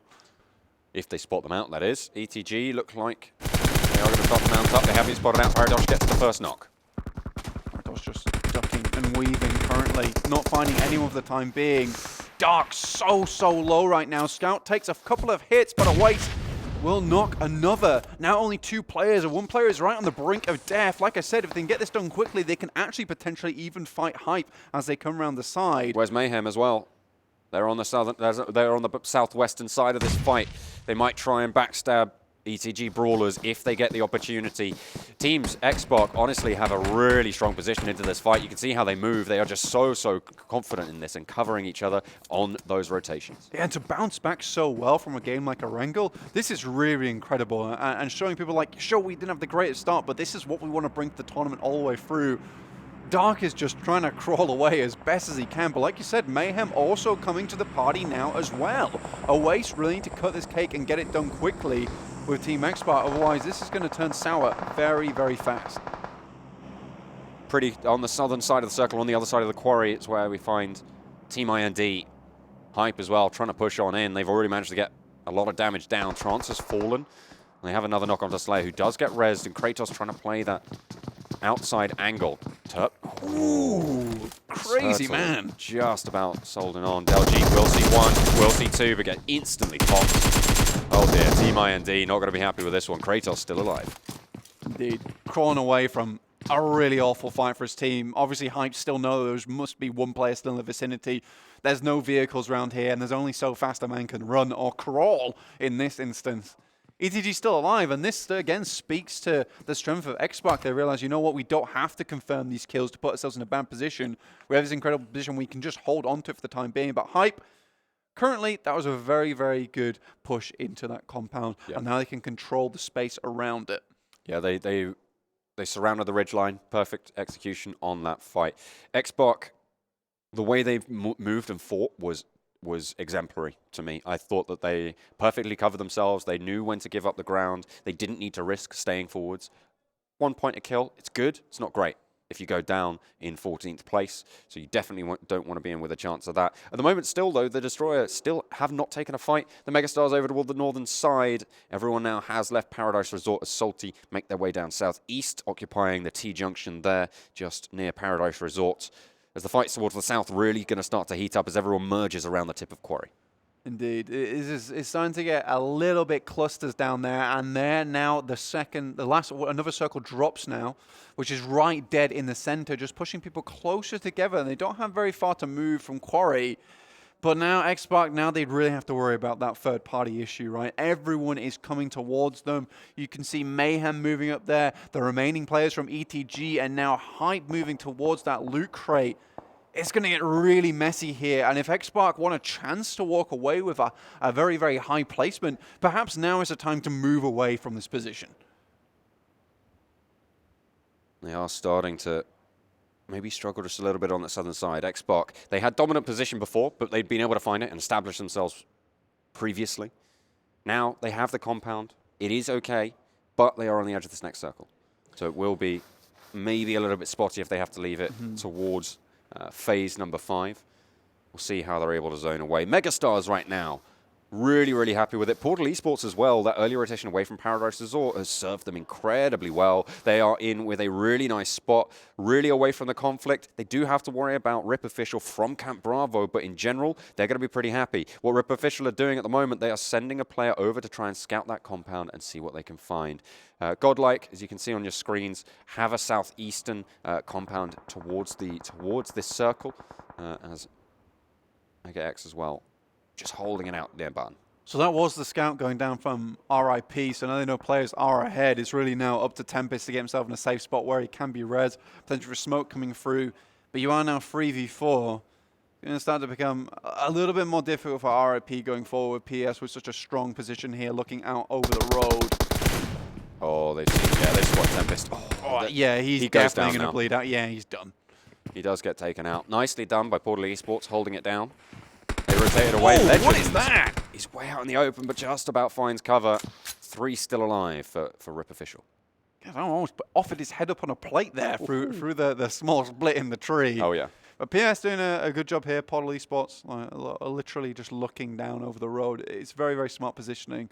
And now Naruto and Sky, they just want to crawl their way in and pass that road for the time being. Yeah, not quite a run for Naruto. No. Just wants to take it a little bit slower. Well, it depends, Ray. I mean, at some point, he has to swing the arms back and crouch down low and really get the sprint going. Otherwise, he's going to be trapped here behind this tree for quite a while. Is there such a thing as gunjutsu? Gunjutsu, maybe. Maybe. Kagebunshin no gunjutsu. It just creates, like, literally 18 guns. M4 jutsu. Yeah. M4.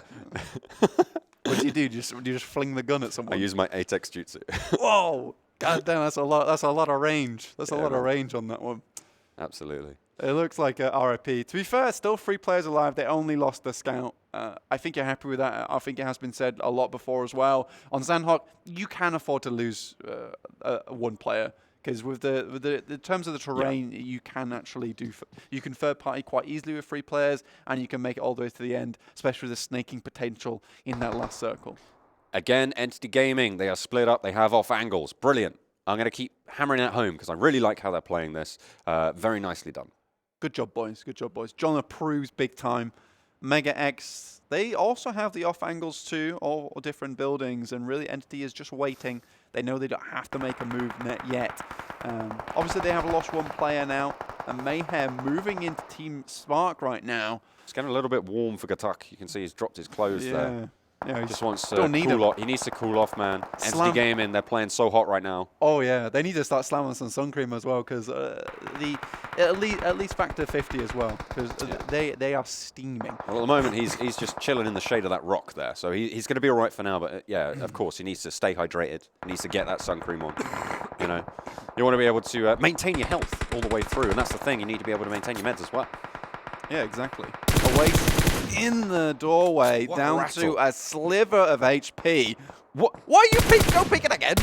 away. Come on, you're better than that. He's like, come on, try hit me, try hit me. He was healing up whilst he was shimmying out, but just wasn't worth it. I think if you're behind a wall, there's no real need for the shimmy in the first place.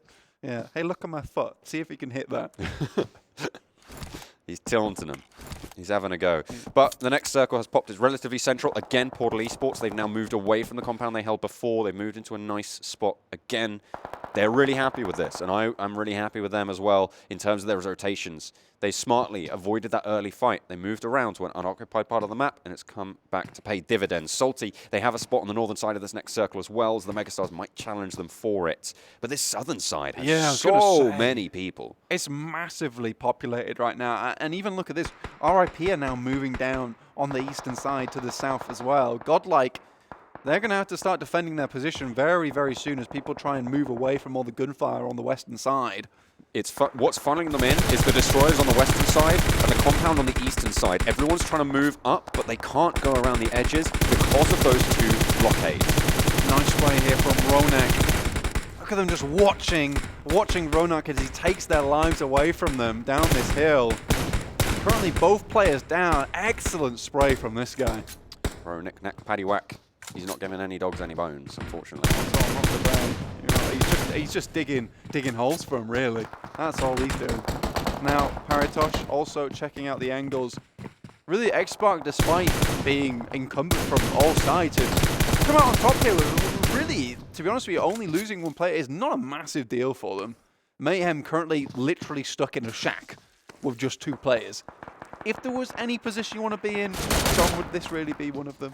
You know, sometimes a retreat to a lovely island with your best buddy over to a nice exotic location would be nice. It would be relaxing, but in this situation, I feel it's going to be more terrifying and quite loud. Yes, yeah. It's not going to be quite the sort of relaxation that you want to see. You want to probably go to Paradise Resort, but even then, there were 3 teams landed there. It was pretty tricky to deal with even that. So maybe Sanhok not quite the romantic getaway that you're looking for. No. Snacks there. Excellent shot on the sniper. Kar98 coming in hot there. Hype trying to make them in the circle. They had a great position around the ridge side, but now Godlike, they are waiting just for the players to come through the circle. Obviously, KO on the bottom side. Great nade from Axe there. See where everyone else can rotate. As the circle does hard shift southwest, which is going to mean that Portal Esports for the first time in these recent circles are going to have to start to push. Phase 5 over on Sanhok, deadly for anyone who dares make the push at the wrong time. And everyone on that southeastern side has a long way to go. The zone will be controlled just a little bit by Entity, who have already made their way in. On the edge, though, you've got Xspark to deal with. 13 teams still in this one, though, John. Watch that where number the circle is so low, and you're so right. The teams are going to start dropping mega here. Godlike's still going. They got a lot of kills last time in a very short amount of time as well on Erangel. It looks like they're trying to pull that one through again. Mayhem clapping back, and you're right. Look, the teams are just getting crunched big time. Healing up with a first aid kit. Might opt to pop on up. No, instead goes to try and out-heal the zone. Oh no, Godlike hasn't spotted him. He might just be left alive. Nicely done. First aid kit popped in time. We'll get them back in, and 2 teams already. 3 as well now. Gonna drop on out, but finally goes down. Godlike. He let him walk straight past him, and maybe he did see him. He's going to the circle and just took him out afterwards. Kiki will go down now. Won't make it back into the circle, sadly, but Anto still making that mad dash for the team, but he will have to heal up. It looked like staying outside of the circle for so long, and when it starts to yoink a little bit away from them, Godlike just did not have the rotations Portal there. Esports got taken down on that rotation as well. Entity now controlling the northern side of the next zone. They are in a great spot to be able to repeat this performance that they had from last game. They have the position yet again, and I am very proud of these guys. I'm proud that they are going to be able to represent the strength of this region. Absolutely. Entity, you got to put respect on the name, guys, so far. It is early days, though. It has to be said. Has to be said. MegaX currently with a massive amount of team players alive. All 4 still in it. Obviously, they have been just moving down from the northern side all game. Entity, however, taking down final boss. It won't be the final boss for them this game, though. Not quite. Not quite. SOLTISQUAD again, though. Still nipping at the heels of Entity Gaming. Seems like this will be a reoccurring trend for us so far. Not only that, but MegaX, they came second in the last game, remember. Snacks was able to get them into the top stratas of the previous match. And now they have a decent position moving forwards. They've taken a little bit of damage, but they've got all 4 players left remaining. Entity are controlling the northern side, so don't worry really about the south. Only 7 teams now, almost half gone from that 13 overall. MegaX now gone down. Won't be able to bring a Vex to the enemy team and took him out. And Aman just spraying. Ooh, it will almost hit his own teammate. Not a bad thing. If there was team damage, that might have hurt. Yeah, definitely. But MegaX, they do need to start to think about moving. They have to leave the compound. Entity trying to control it. The smoke at the back will cover them, but Salty are getting peppered as well by Gatak. He's able to find one, does get spotted out from up the hill. He's not dead though yet. Vcash will just be able to find it. Finally able to get the knock, but the next circle going to zone up really far north as well. Indeed. Still, Entity Gaming players alive here. Jonathan, I believe, just snaking it for the time being. SOLTISQUAD, 3 members still alive. MegaX still in a hugely good position with 4 members, just combing the hillside right now. But look, Team Xspark still in the game, moving up from the southern side. It's what they've been doing all game. ETG.Brawlers still in this one as well, of course.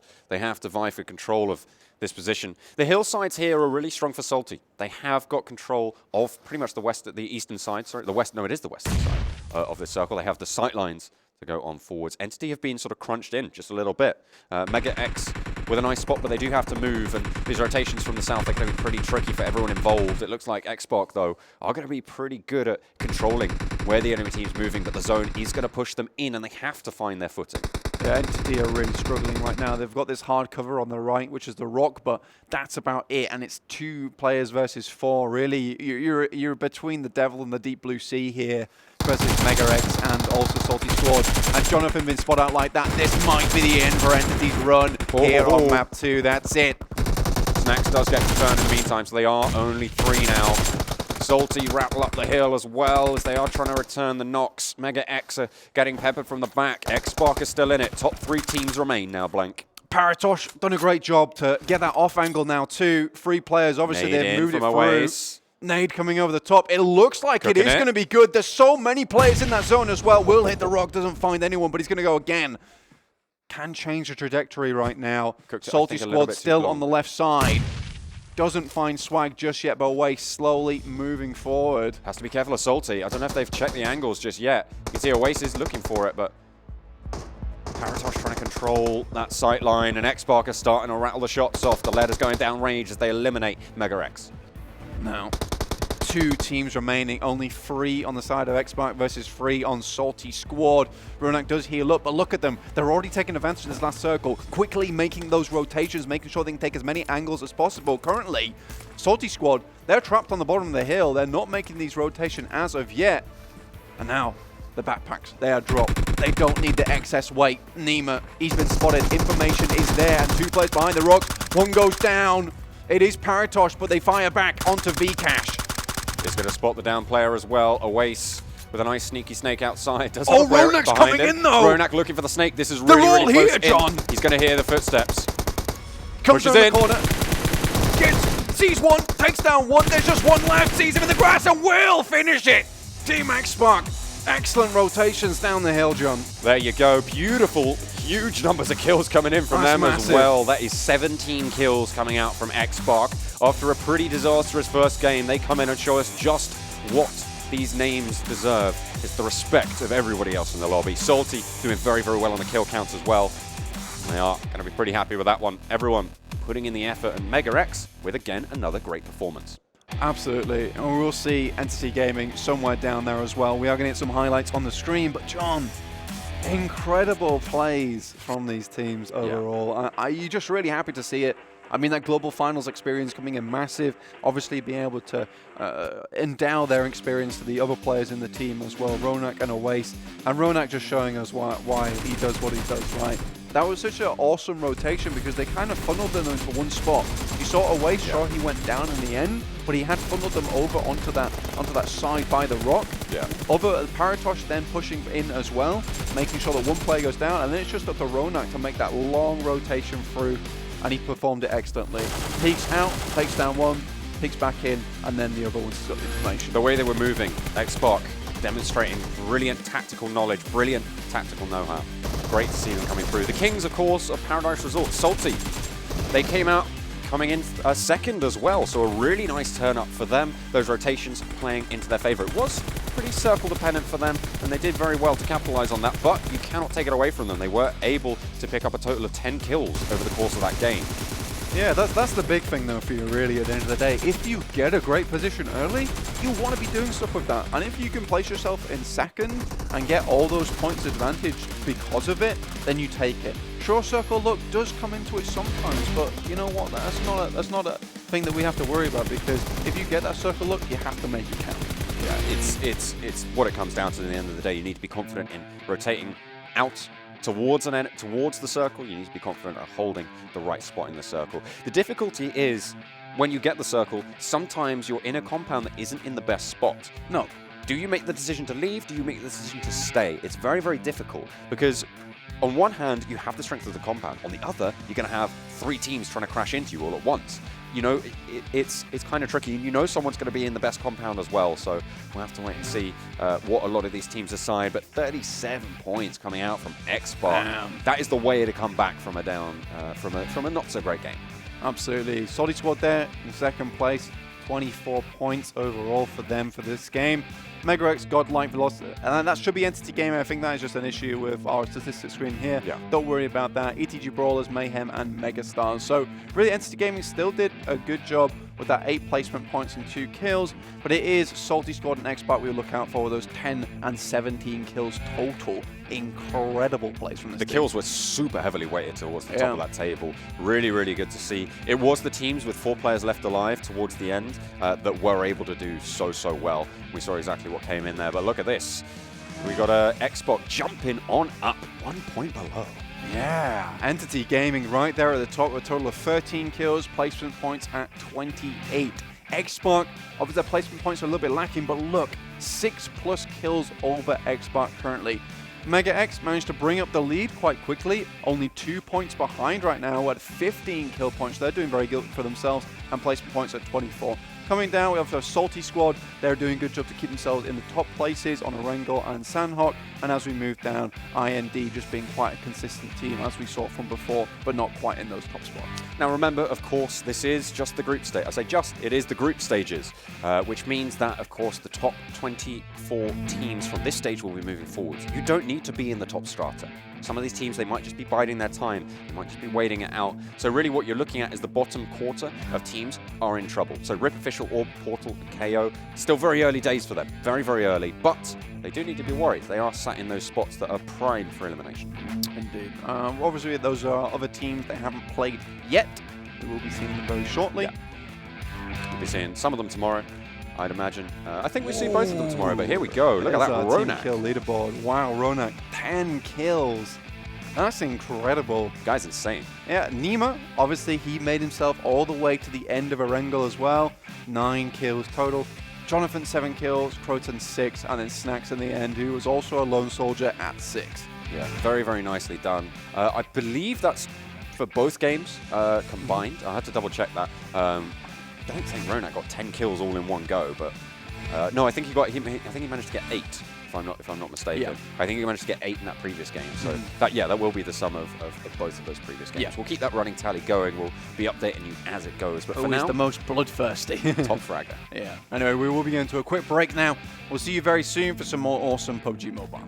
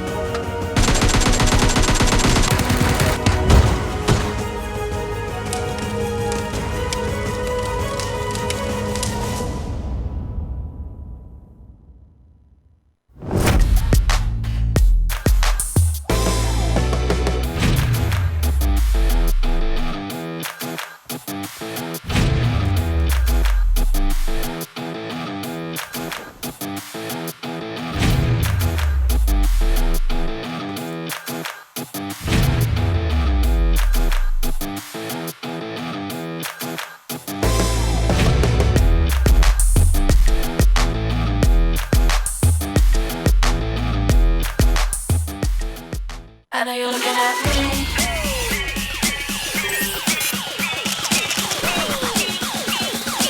I know you're looking at me. Nice. I know you're looking at me. I know you're looking at me. I know you're looking at me. I know you're looking at me. I know you're looking at me.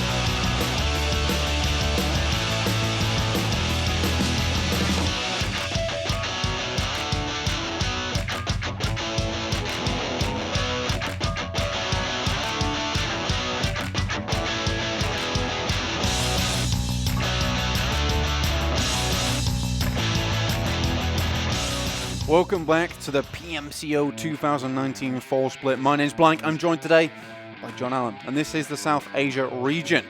Alright, Vivo is our official sponsor for the PMCO 2019 South Asia. Amazing PUBG games need an amazing mobile phone, and the Vivo V17 Pro is the official smartphone of PMCO 2019 Fall Split in Nepal, Bangladesh, Pakistan, and Sri Lanka.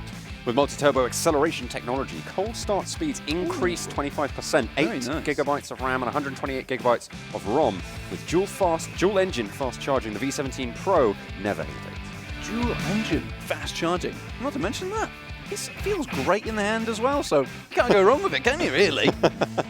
Certainly not. Anyway, boys, welcome back. We just saw Sanhok over there with Xspark taking away in the end with Ronak. An excellent rotation around the side, peeking around the rocks, laying a little bit of lead in there, peeking back around again, and then going for round two. He finished it out very, very strong. Really strong plays from them. Positioning seems to be the strength now when it comes to this South Asian region. We've seen Entity perform very, very well twice now with just such a strategy. And now Xspark, after being able to make their way through that really, really hefty southern rotation where everybody was funneled together, they came out on top and they were able to take it home with some great positioning of their own, with some great in-fight strategy calling. It was a trial of fire getting through there, right? Yeah. They took off the boots, they took off the socks, and they just walked through the charcoals. They were absolutely fine getting towards that last circle. And MegaX, to be fair, they had a pretty damn easy. It was basically a hike down from northern side. They didn't even overcome. They didn't have to overcome any blisters either. They got to the end. They had 4 members, and even so, SOLTISQUAD and also Team Xspark were able to remove them from the equation and then battle it out at the end. SOLTISQUAD coming in second, of course. Yeah. Now we're going to be heading over to Miramar, though. Oh yeah. It's going to be a little bit more spaced out, a little bit more heavily dependent on the vehicle rotations, terrain play. But from what we've seen from the positioning style of Entity and Xspark, and presumably quite a few of these other teams as well, hopefully it's going to be a little bit of fun to watch. Yeah, it's going to be a bit more spacious, that's for sure. It's like going from a Mini into a Ford Fiesta. It's going to be a little bit bigger. I feel like it's more like going into a Range Rover.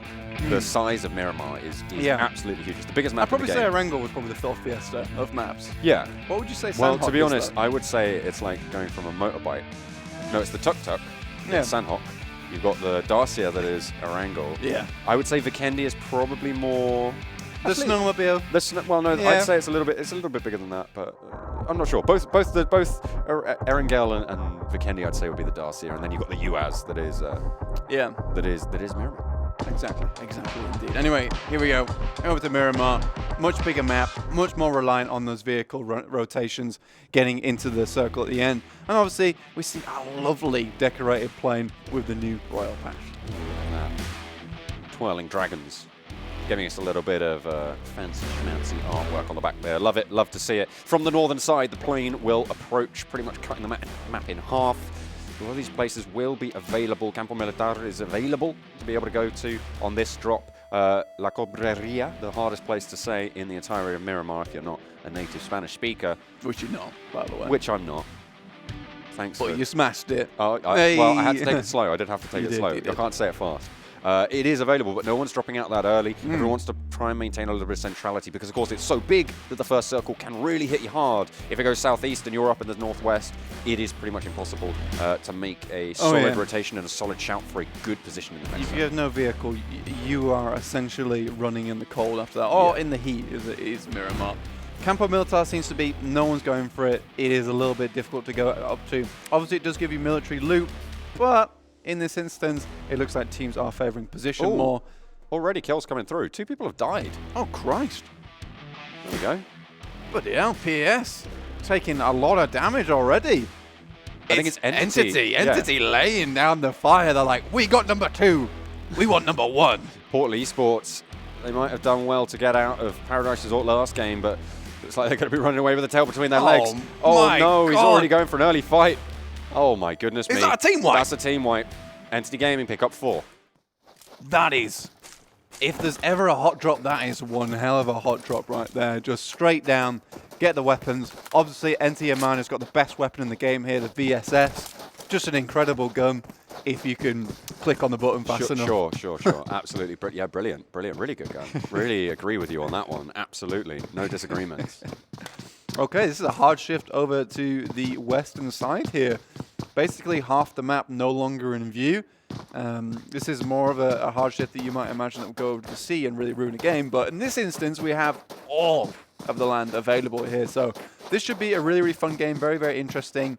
All these players over on the eastern side will need to think about moving soon, getting some vehicles available. But it is really only Mega over here found a good position within the circle, and also MegaX. So it's the Mega Boys who are in the perfect place right now.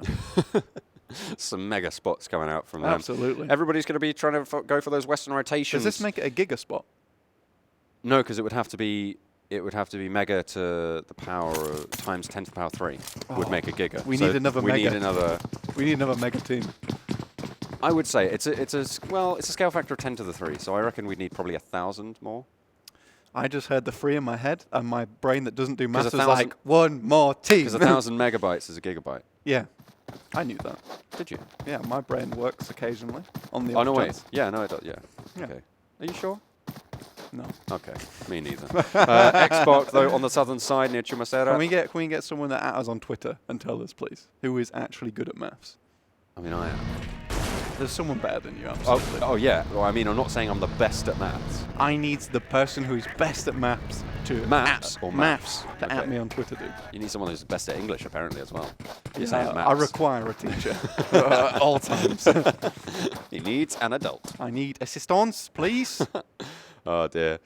Tell you who isn't going to be able to isn't getting any assistance at the moment. It's the MegaStars. They are really far away from everyone, as you said, near El Pozo. They should be absolutely pretty happy with that one. RIP official, they're rotating around towards the north, and they are going to make a break for it and have a little bit of a strong position themselves as well. A lot of those mountains in the middle of this next circle are going to be pretty tricky terrain to operate around. So rotating early has a lot of value over here in Miramar, and trying to vie for those spots early on. You can claim and hold them pretty decently. Yeah, I do feel sorry for Tempest, though, to be honest with you. Whereas most other teams, their scout seems to go like a little bit forward. Really, RIP, they tend to put Tempest on a very, very long stick and just like force him in front of everything, and then like use him as like a blind stick basically, and just like whack him into stuff. It's like, is that okay over the Tempest? And Tempest is just dead, and they're like, oh, that's not a good spot. We'll move away from there. If he doesn't reply, it's probably not good. If he doesn't come back, they just go, we'll leave. That place isn't good to go. I mean, if that's his job, that's his job. We'll leave him to it, right?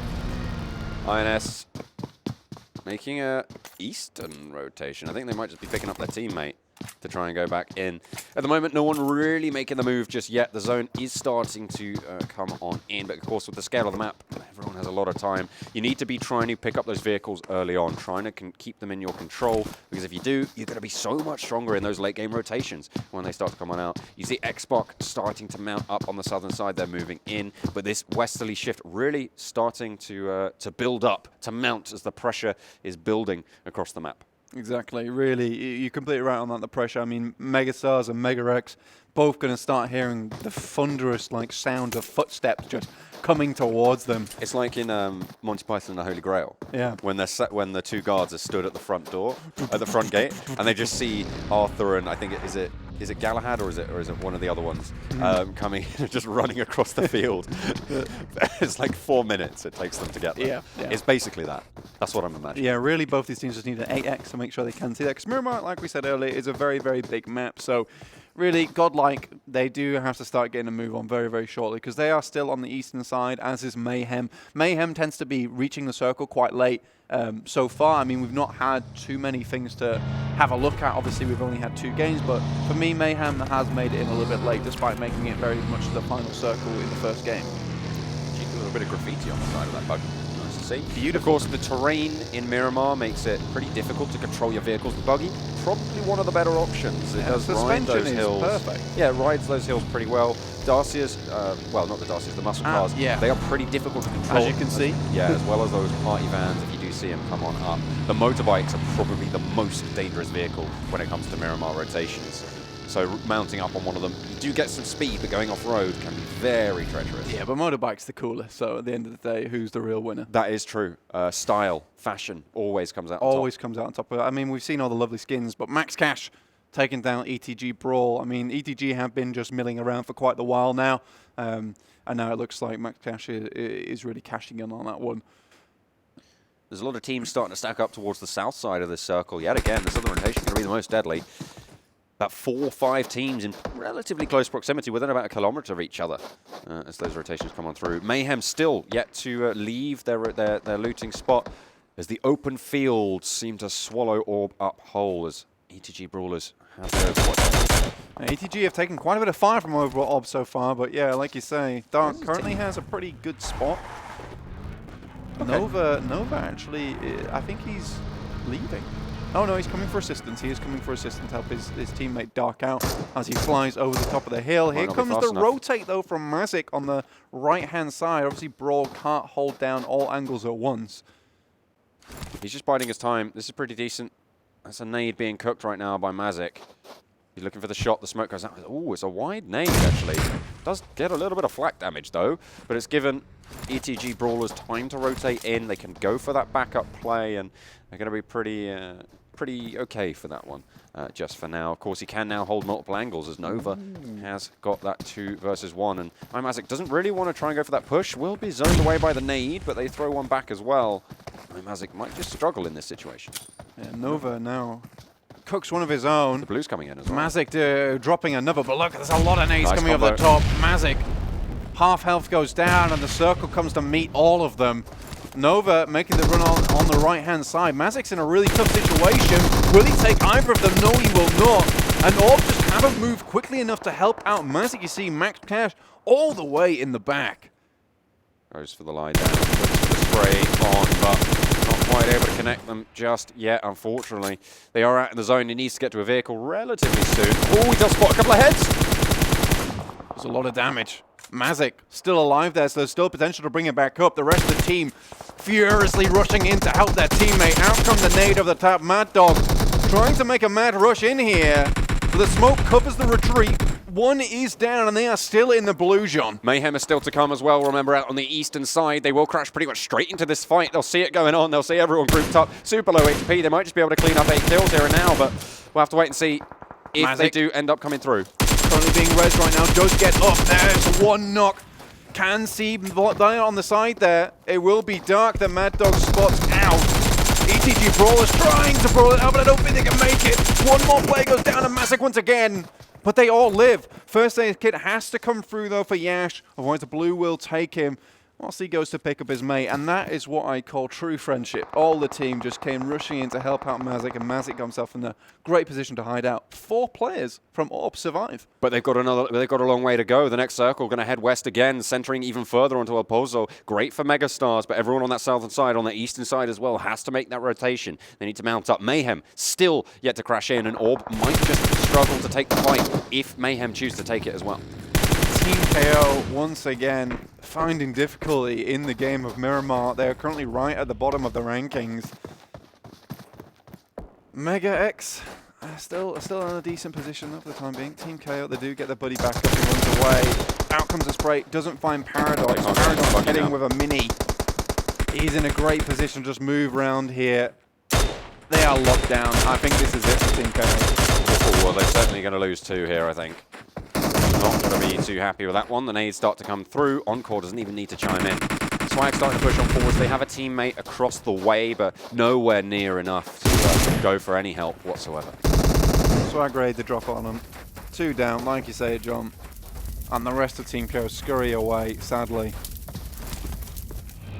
The rotation from Orb as they start to mount up on the eastern side again. They've now left the site of the fight. Mayhem have drawn level with them now, so those rotations will come in parallel. The question is, do they rotate around over the hill? It is pretty treacherous ground as we tune in with Xspark. Scout just finishes off Nima there. Again, look at the rotations. The positioning is really strong from Xspark right now. They have all the angles covered. Vcash just over the hill here, and Scout is looking for him. Rusin obviously down. We'll just leave him to it. The rotations, yeah. Salty, they just want to keep on driving by. They don't want any piece of this pie. The Waste trying to maintain a high ground, but has to mount up as well. The next circle will push them on in. as everyone's zoning in towards El Pozo. Now, going into the town is very dangerous. It's a lot easier to get in than to get out. If the circle moves away from El Pozo, if there's no buildings into the next zone, it's going to be very tricky for teams to exit because of the way that you can hold compounds, the way you can hold, against compounds is so much different and so effective on Miramar especially. Vcash still here, Jump. Scout coming to the top side, is now in the circle. Paratosh looking for him. Guessing the muscle car comes around the corner, can use that TPP to find him. Comes around, but very, very quick, and Paratosh is just like, bye-bye, son. I'm going to leave you out here in the rain. Doesn't have any meds, as I said. Only one bandage. Might just opt to go for it, but no, he's biding his time. Very risky game he's playing, but trying to keep them in the game for now. Oh, the next shift is relatively northern. Does still keep El Pozo in, but there's quite a significant chunk of ground outside of town over on the north side. Entity made their way in on the southeastern side, so they are in that circle for the time being, hoping to stay there as other teams come in. Mayhem have moved all the way from the eastern side now, making their way over as well. Same with GODLIKE, so those teams that were in the blue for quite a while are now in. Snacks looks relatively geared. He has the level 2 vest as well as level 3 helmet, so they're good for the late game. It looks like they got a lot of nice loot from whilst they were alone in that first circle. Oh, Hyper may be in trouble here as they're running straight into INS, Blank. These shots can come through from Cartoons and just rattle it down. Look at them go. Already one down, one very low. One took a little bit of damage from Hype. They take the fight at a disadvantage, but Cartoons just gets popped. They are down the hill. Party Car provides a lot of support, though, in terms of cover. Looks like INS, they're just going to try and create the smoke train to get out of there, try and chug away from Hype. In comes a nade, they need to move away from it. Doesn't finish off anyone. Nixon, waiting on the side, however. It looks like Smokey is taking a little bit of a risk by peeking him. But Hype currently have all players back up. I believe Snake was rezzed, or it's in the current process of being. No, he is up. Yeah. A lot of the teams who have started to move towards the circle are in El Pozo. We probably won't see too much fighting into the next circle, but once it pops, it might prompt a little bit of a fight. We'll have to wait and see, but everyone can maintain a little bit of proximity once they're in that settlement as well. Yeah, there's absolutely no control over the northern side of the circle either, John, so whoever gets up there quickly, if the circle does make up there, like GODLIKE, who are in a position to do it, might have a really, really strong position over by the row, just holding it out. Smokey and the boys looking to just get out of there, the foot on the metal, and just really, really push this vehicle back into the circle. Hype, they know they have to leave as well. They know they have to get back in, but they've got the pilot vehicle to do it. All is good. I just want to draw attention to the rotation that Xspark are making as well. They are rotating all the way clockwise. Hopefully they're going to continue to go towards the north. It is a very, very isolated zone. There's no one really there. If they can control the outside of El Pozo on the northern flank, with the next circle coming in, if it pushes people out of the city, they are going to be so, so strong with that position. Whoever takes that spot first will more than likely be coming top 3 at least. And Mayhem did lose the player there to a vehicle just being destroyed, but you are right, John. Getting that northern side is going to be really, really useful.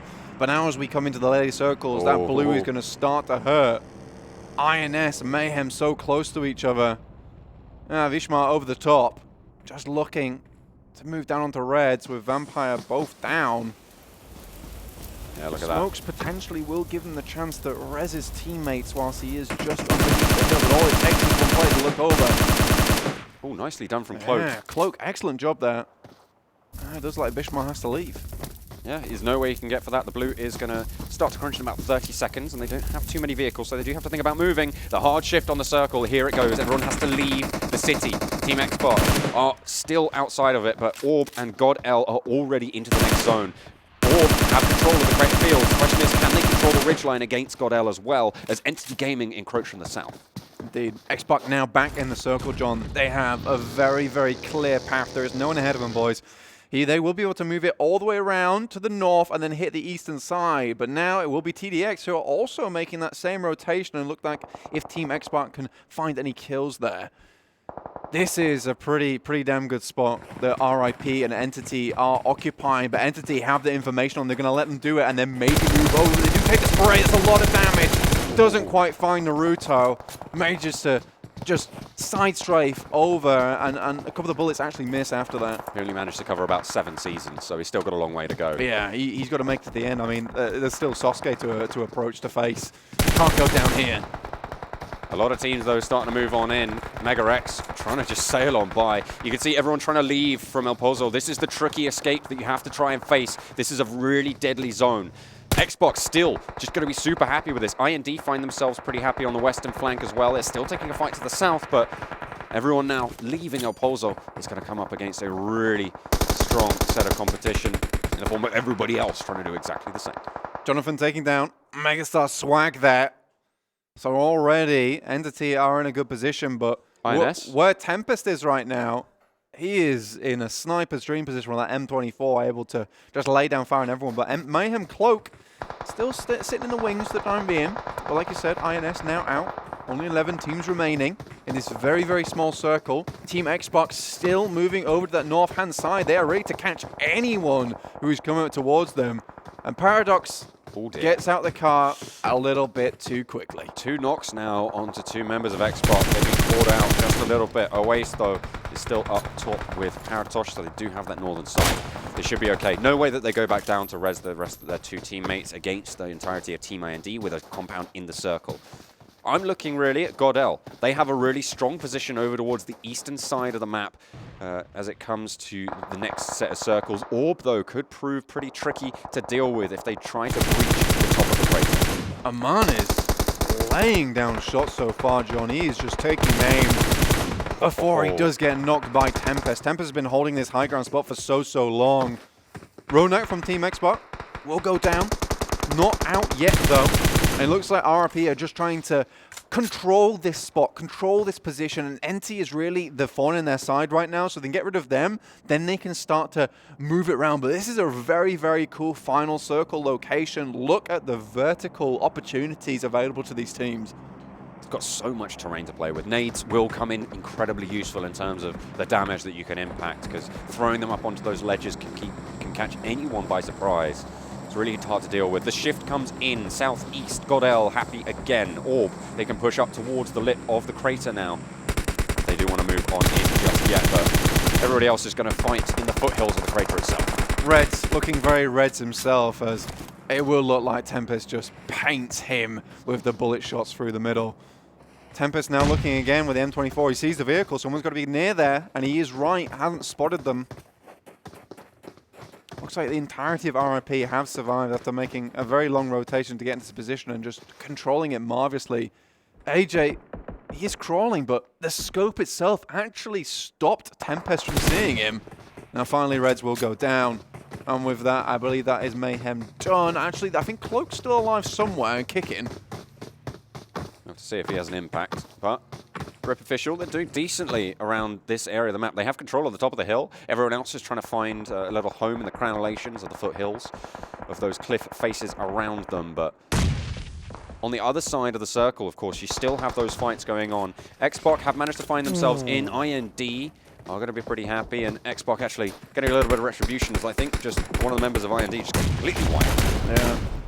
IND behind them, giving a little bit of issue. Now, Entity is on the bottom here, making it very, very easy for Tempest just to peek his little head over the top and just bring the storm to them. SOLTISQUAD will finally go down, then that is AJ out. Taken by the storm itself, the blue. Entity are actually in a decent spot here. They do have a very close Rip Official up the top of the hill, but GODLIKE's just zoning them away. They don't really want to go for the fight. He's got the nades, he's got the trajectory, might just look for it as well. Spots one over the top, cooks it up, tries to bounce it, but not going to be able to get the damage just yet. They're going to be pretty happy. They're right on the edge of the next circle, and Orb have started to climb up against the top of that lip, which means that Rip have so much more to worry about as it comes forward. Tempest pops out, he will see that. He can't go back in, mate, there's a Molotov there! Has to go for the fight. Beautiful play from GODLIKE, and no one else can really capitalize. Pushing up confirms the kill. GODLIKE really forced the hand of Tempest. Now he has to deal with a couple more members of RIP.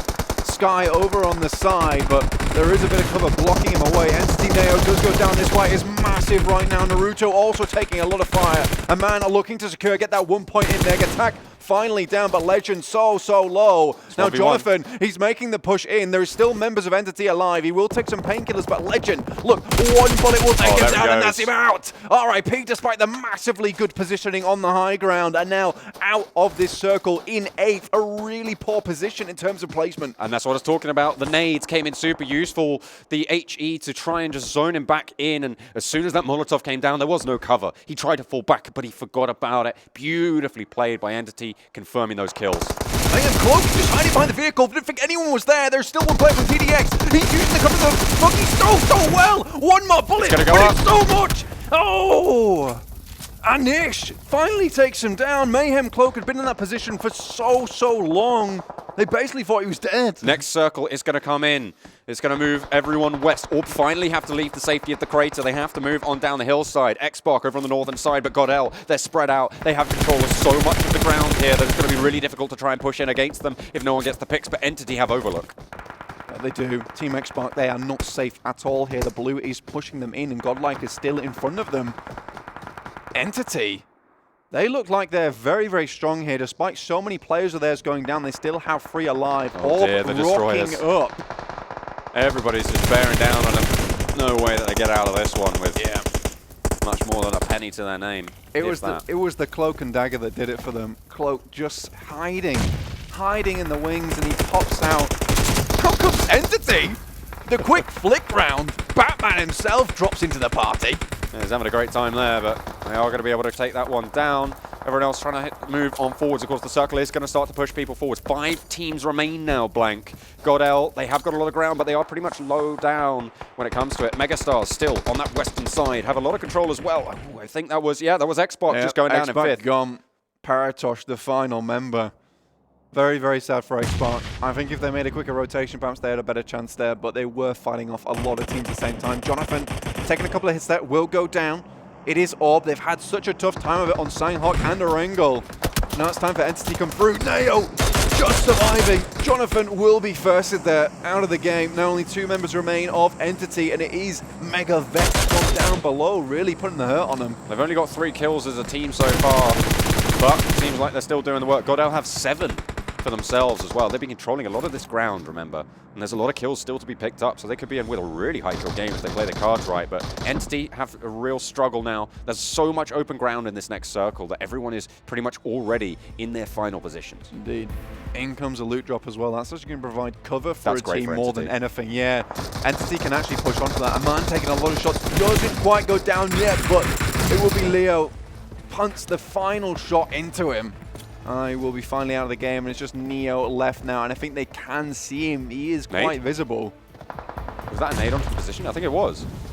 It was pretty good. It should have spread them out. Not too much found.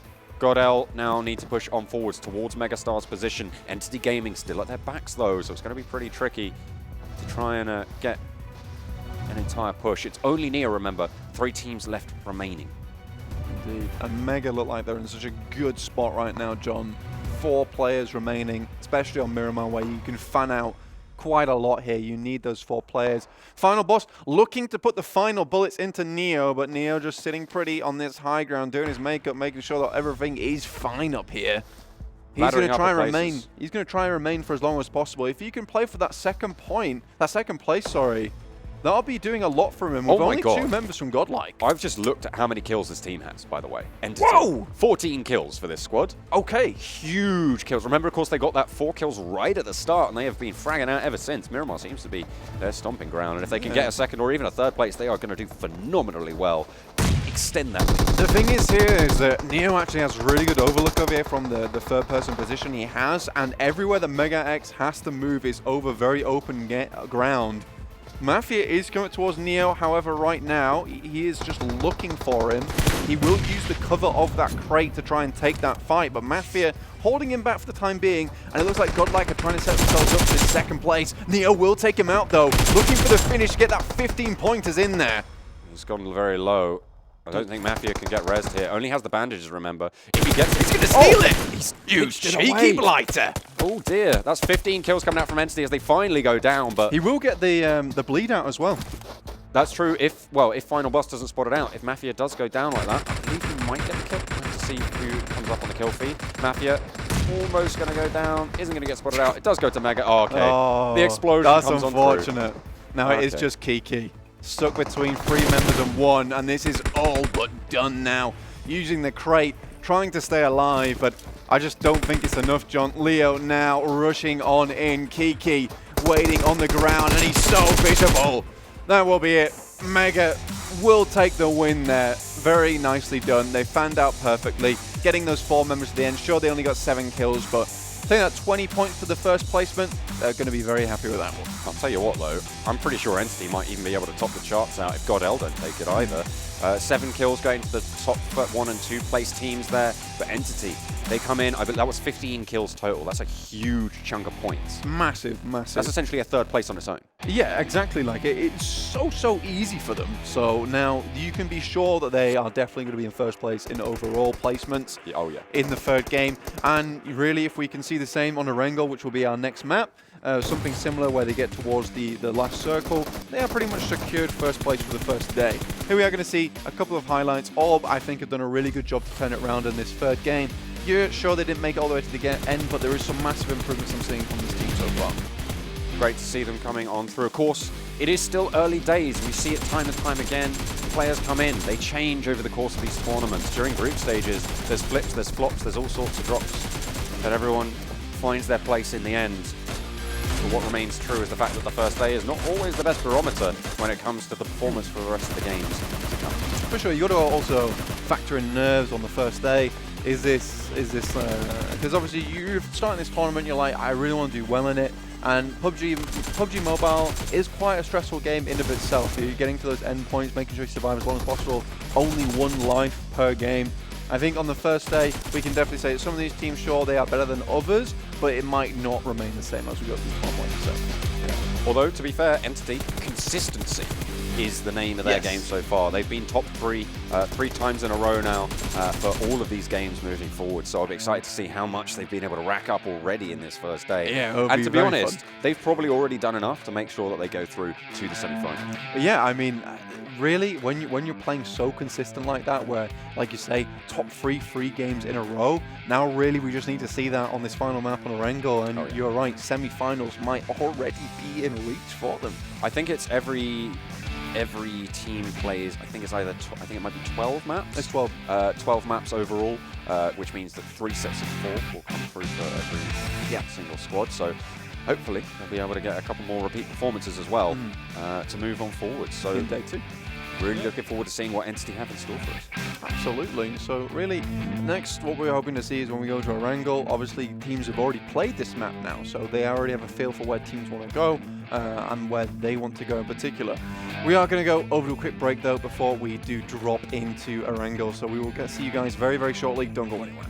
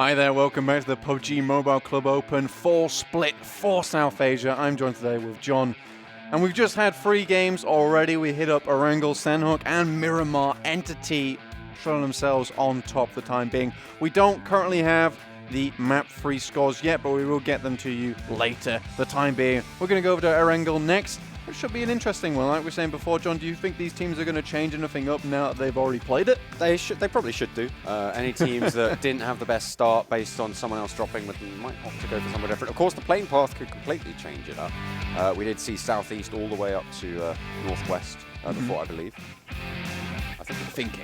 No. It was the other way around. It was northwest down to southeast. But of course, if it's a southern cut, that's going to change everything completely. So it does rely on the playing path, but you know those primary drops should have been sorted out when it comes to that first game. Yeah, you were saying about how teams might avoid each other, but I think Entity and Salty, you might see Salty drop an Entity just full on like send for them again.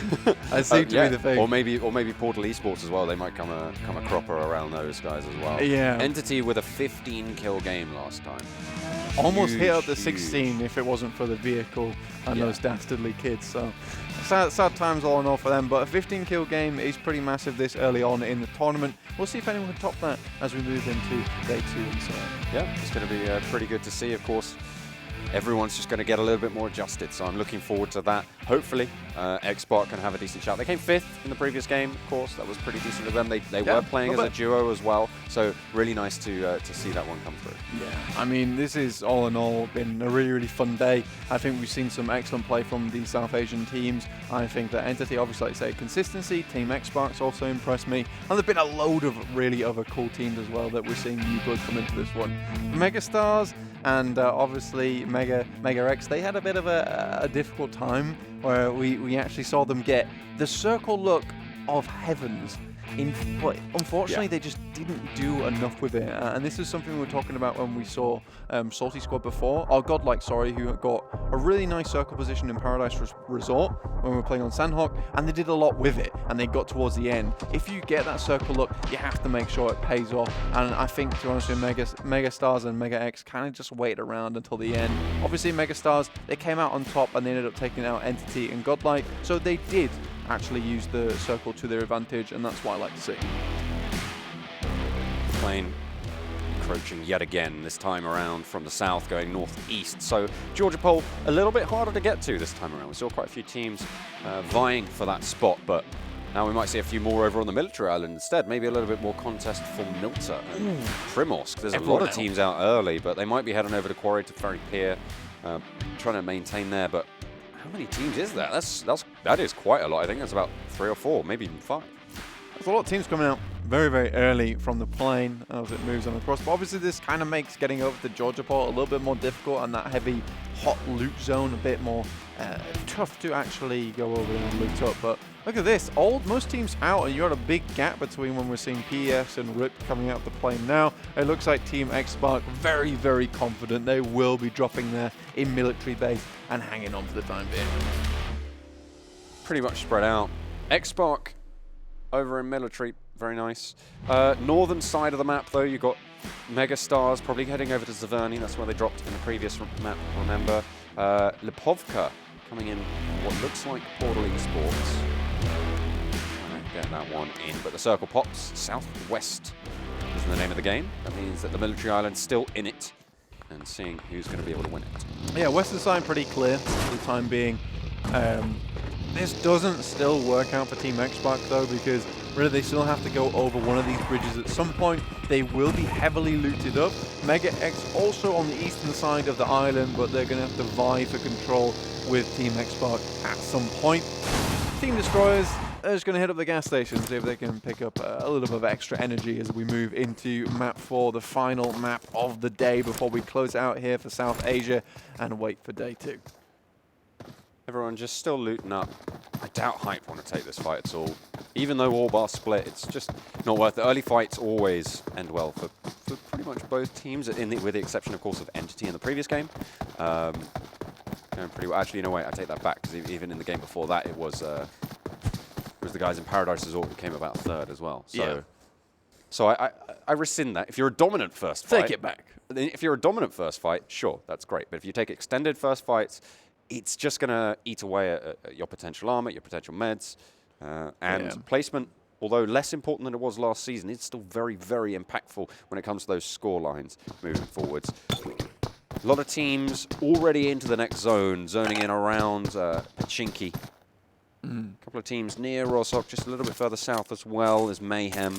Rip Official, though, already making a bid for that western side. Nobody really on the western side of the island. No one in Gatka, no one in South Georgia's. Rip will claim that. No one on the west coast, no one near Quarry. So a lot of these teams will have to find their footing there, but there's a lot of teams around both of the bridges going towards that main island. Masik trying to pop off with the pistol. I mean, John Wick himself here in action. Masik getting a little bit of revenge from last game. Nixon, he's just going across, he's just spraying him down, that's fine. First kill of the game there will be Nixon himself. Gurka so far away as well, I mean, I'm not sure what hype we're thinking by just running across that road willy-nilly. Something bad was going to happen, they just knew it. Yeah, they didn't get the better end of the stick there, losing a player early on, but they are still in with a pretty decent shout. The rest of them relatively looted up. Not sure Turtle wants to peek on that side of the building. Does, in fact, think better of it, so nicely done. Yeah. But for now, they'll just try and bide their time. You've got GODLIKE kind of across the way over in Milta, who might try and roll on through. Of course, the rotations from Yasnaya can come through. We haven't even looked at that, but as we go over to them, it's Entity and Salty, both vying for spots. But Yasnaya is so big that it can maintain at least 3 teams and loot them all up. So they should all be pretty okay with that. But this is what we saw last time again. Is it? I told you. It's the same maneuver. It's exactly what happened. I told you that this would happen. I told you that Entity would send for Salty. Again, I mean, they absolutely have. They can smell them in front and they're just nipping at the heels. But this is what happened last time. Entity, they positioned really well into Yasnaya. They took the side flanks and they were able to just rattle it down. So very nicely done again to have the same effect. Salty obviously not learning the lesson. Yeah, really the only safe thing for Salty at this point is if they've got a vehicle set up and ready to bug out when the time comes. And if they don't, Entity can pull that maneuver off. And suddenly things start to seem a lot more dire for Salty Squad there. ETG.Brawlers, they're currently just chilling over here in Rozhok, looting everything they can. I mean, it doesn't look like any other team will be kind of vying for position here with them. So they should be okay just to loot up, make sure they are ready for that late game. No one really going for those fights. It looks like Hyper sort of been able to disengage. Xspark are making their way now across the bridge from Military Island on this rotation. The Destroyers have made their way out west towards Quarry, and they have got a little bit of a nice area to be playing with. Salty, they're very close together. Entity should be able to get the information here, and as well as being pretty looted. Neo should be able to peek out the window, but now they're moving on, and actually Neo in a really tricky spot. Not sure if they spotted him. He might just spot something out, makes the break for it as well. I think they heard it. Oh my lord. This is one crazy fool. He's basically doing laps here, backwards and forwards. This is good from Neo. Yeah, straight out, getting the UAS and bug out. But now they have the information. I mean, before he got in the vehicle, he did pull out a can of spray paint, just quickly spray paint the whole thing, very, very quickly. A master artsman himself. It is a very, very nice skin. I think that's the one from the previous PMCO. Yeah, it is. Is it? No. It's I believe it's a bait. It's the bait UAZ. Oh yeah. Okay, yeah. Yeah, I mean, you can see that the monkey on the top. Yeah. And the monkey in the middle. The monkey in the middle, which is Neo himself. He was like, ooh, gotta get him out of there as soon as possible. Cheeky monkey. Yeah, but now Salty also have info on Entity Gaming. And now I know the exact same car, obviously, because they have the skin. And they're going to make the same maneuver. This feels like very much deja vu, John. Are we currently casting game 1 or game 4? That's the real question. Absolutely one of those two. Yeah. I would know. I've been here. I would know. I've casted one of them. Yeah. Oh dear. Portal Esports have made the rotation away from Lipovko. They were on the east coast of Erangel. Now they've made their way into this next circle. GODLIKE still yet to leave Milta. They're still looting up on that side. MegaX, who were over in Novo, southeastern side of the map over on Military. They are going to start to move up over the bridge on the eastern side and try and get the cross. It's relatively undefended at the moment, and Xspark won't be so lucky on the western side of military. There's about 3 teams around the funnel that is the exit from that western bridge. Yeah, MegaX have basically got a free pass there. They have the whole pass across the big bridge, so they're going to make it through very, very easy. Unless GODLIKE have anything to say about Team Xspark, like you say, they're going to have a tougher time of it. They're going to have to pay the toll if they want to cross that bridge, and they have to pay the toll to 3 separate bloody teams. Yeah, triple charging, not something anyone wants to come up against. Come on, Vegeta. What are you playing? He's not got a great power level going on like that. Not really. That's a power level under 100. If Under ever I saw it. it's Yeah. probably like a 3. Good, a solid 3. It dropped to 3, it went back up to about 50. Yeah. And now it's hovering around about there until I see different. Yeah, okay. We'll keep you updated on Vegeta's power level as the game progresses. As the tournament progresses now, we're gonna keep checking in on that one. Oh yeah.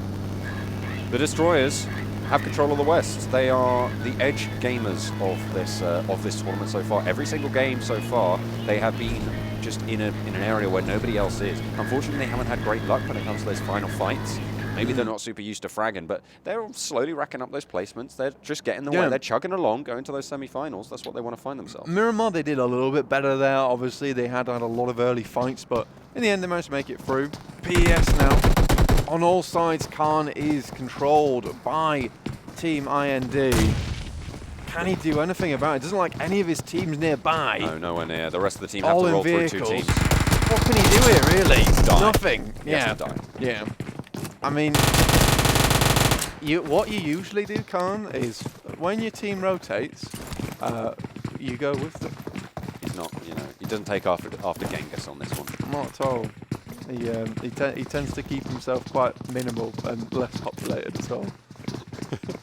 Oh dear, Western shift again on the circle. The Destroyer's happy with that one. The bridge now starting to get crossed as Xspark make their way on through. Previously, it was Team IND who had claimed the military base in previous just seasons. gets a loot crate for free though. We'll see what they get. Yeah, no, great pickup for them. They'll be able to get that level 3 armor in early. 4 teams at the mouth of the bridge, but they have already managed to make the cross now, so they have that foothold. Paratosh should be relatively safe when he wants to try and make that move. The MegaStars over in the north side are still there. Entity Gaming, by the way, and Salty over on the northeastern side, making that rotation from Yasnaya. Still both very close to each other. They have to make their way through Rozhok, which at the moment is occupied by Mayhem.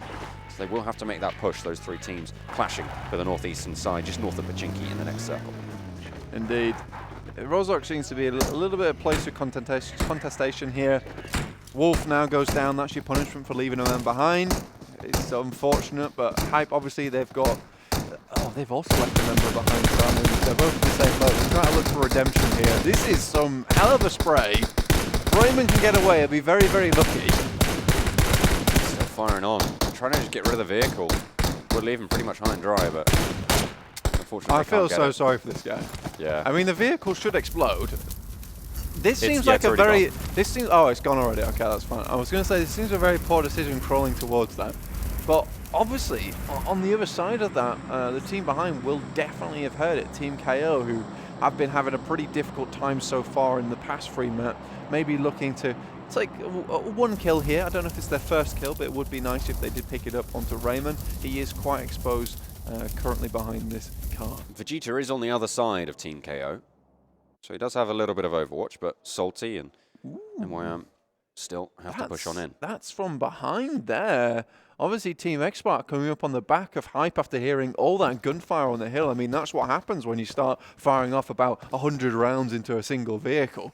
Entity Gaming, they've made their way into the center of the circle now. They are with the central teams. Yes! Salty not so lucky. Get in, Team KO. I actually genuinely think that is your first kill. So we'll give it to him. Fantastic.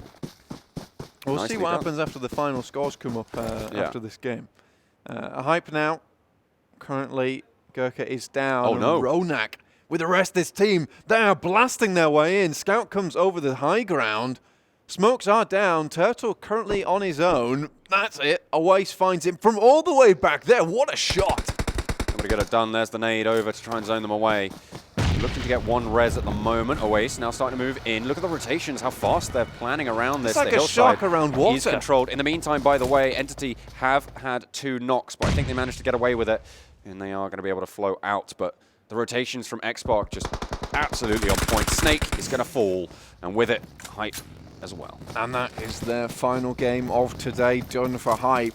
Team Xspark, so strong. Like I said, like the fin was just out of the water, and as soon as the drip of blood dropped in, they were on it like a shot, just circling. Scout even covered the direction that they were trying to run in. I call them more piranhas, to be honest. I mean, they were just, as soon as it hit the water, they were just, nom, nom, nom, nom. Let's get some of those tasty points. Those tasty points, a bit of tasty hype. Thank you very much. Next circle, a little bit further north of that bridge. Really actually good for Xspark. They have a nice spot to be getting on with, but they do have some teams on there, on both sides to be worrying about. Will they be able to hold down that location? It remains to be seen. Entity Gaming still moving relatively nicely as a pack. They did manage to get, I think, at least one of their team members up, so they should be pretty forceful into the next. Yeah, I don't think Team Xspark is too afraid of Team KO at this point, considering the disparity between them in the scores so far. Well, it's PUBG Mobile, it's dude. PUBG Mobile, anything can happen. So, but for the time being, I do think that Team Xspark have the upper hand in that case. INS currently coming up towards Team IND. Definitely heard them razzing it over the top side in that vehicle. And looks like they might make a move soon. They do have the vehicles primed and ready. Entity Gaming really unsure about where they can find themselves. They've moved from the east to the west, all the way now down to the middle, towards the south just a little bit. They're really struggling to find a foothold in here, and you can see they're now caught out in the open by Orb. They're a little bit split, so they do have some nice crossfire actually set up, and with it they're going to be able to get at least one knock. So a little bit of a treat for them coming on through.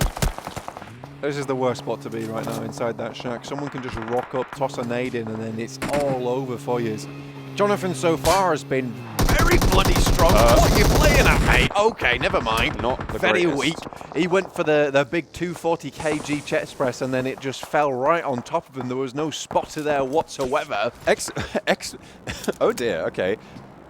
The Xspark actually managed to steal away 2 of those kills. I mean, they were in the building across the road. Like, what are you playing at, like? Oh, he's blown up the door. That's actually a nice bit of cover, actually, though. Now that they have that in the way. It has slightly opened up this very tiny space available to them. They do have a teammate as well in Mazek, who is a little bit further away. They're like, please, Mazek, come help us. We helped you at Miramar, now it's your time to shine. Please. Please, look at us. Where do we go? There is nowhere for us to go. We cannot leave. I mean, the problem, even if they try and sneak out of here right now... It's just Neo for Entity. Yeah, but I mean, even if they try and sneak out of there through the grass, it doesn't matter because it won't render at the distance that Team Xspark are firing from, so they'll immediately see them. Xspark looking pretty good at the moment on that southern side. The Destroyers, by the way, still on the edge. No surprises there. Nowhere near anybody else. They take what they're given and they'll get away with it too, it seems. So, please, sir, please let us out. I just want to leave. Vegeta still in the fray as well for Portal Esports as the solo player for them on the eastern side of the map. These fields, really very treacherous, very difficult, but with the snaking coming on through, it seems to be that will be the meta. The hillside is going to get circled in on, though. So a nice turn up for the books for the likes of ETG.Brawlers, for MegaX as well. Erangel is very much a map where you have to move from location to location, where you've got that high ground, you scan it out, get yourself to the next compound, and so on and so forth. Here, like you were saying, though, because there's fields, it's very flat ground for a little bit of that farming. But in this case, the team's going to be farming players rather than actual crops because it is so flat and so easy to see them. Oh, they're just going to leave them. Yeah, Xbox. You stay in there. Orb don't want to take the fight. They're already focused on trying to take down IND, so it was a really nice timing on the rotation. For the scout for Xbox, you have to remember that it is the bulk of them that are left behind. Scouts finding a foothold in the foothills. The rest of them do need to follow up, but the fights continue to rain on through as this is a dangerous circle. Very much so. All the teams are starting to blast their way, and it looks like everyone's got vehicles of their own.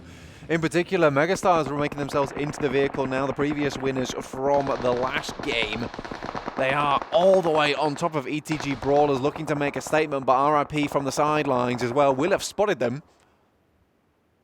Nades going back and forth, final boss. Nice nade, that is. Takes a lot of damage, but Frost goes down. Iconic cannot move forward now because he will be in the sightlines of MegaStars. But again, RIP, they're starting to put the hurt in. MegaStars lose one player. That's going to make it a little bit easier for ETG.Brawlers to bring it back. Mazek still helping from the back lines. In inverted commas. Indeed. He actually does get he's actually pulling his weight big time here.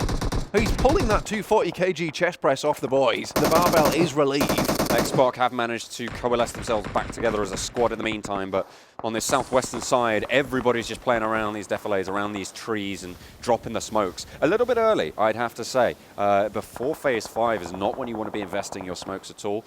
An Entity still in with a shout as well, it seems, with Neo going off. Okay, he's going to be able to pick up some kills. I mean, after that last game, we were saying that Entity really needs to make it towards that top 5, top 6 placement to really ensure that they do make it all the way to the top of the leaderboard when we do finish this map.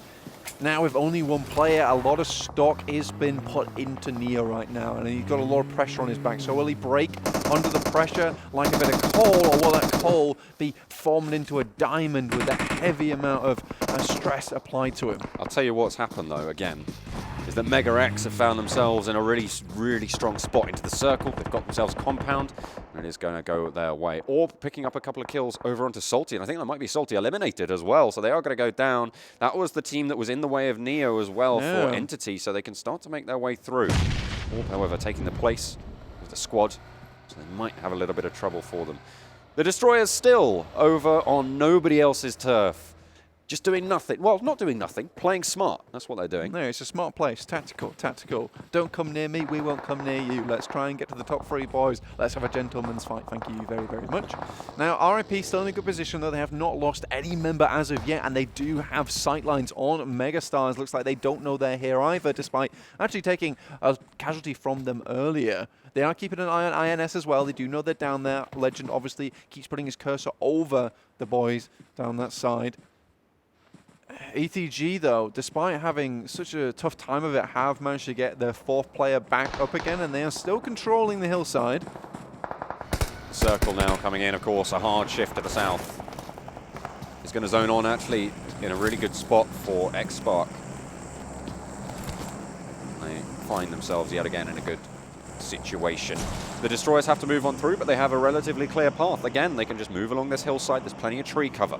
So now it's a hill game. Mayhem still to move as well from the eastern side as everyone starts to crunch in on this southwest. The major scare for RIP right now is because from what we've seen from them, they have been very fixated on INS and MegaStars.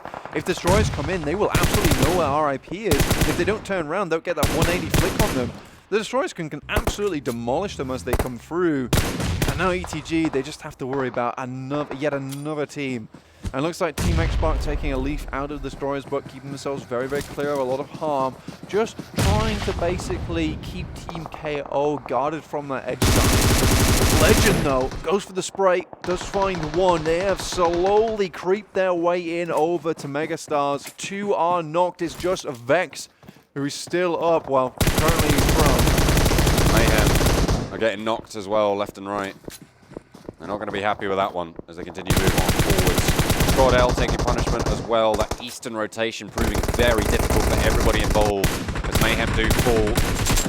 ETG.Brawlers on the western side. Looking to try and control it, but it's going to go down. RIP official, doing a lot of work now. Yeah, well, I mean, MegaStars are now officially RIP as well, so very, very tough times all in all. They were just absolutely crunched, and now RIP, after slowly just flowing over this hillside, they can finally start to deal with ETG.Brawlers. Legend gets himself to a nice bit of cover behind this car and the tree, with the cover also from the hill as it starts to dip as we come over this edge. That's Team KO knocked out in the top right, in the northeast of the map currently, by MegaX, who have started to think about leaving their compound. Team Xspark as well, still holding it down against both Entity Neo and the 2 players remaining from... Sorry, not Team KO weren't knocked out. That was a team... I can't remember which team it was then in the northeast that did go down. But KO are still vying for that spot. They lose 1. And there's the confirm over onto Vicious.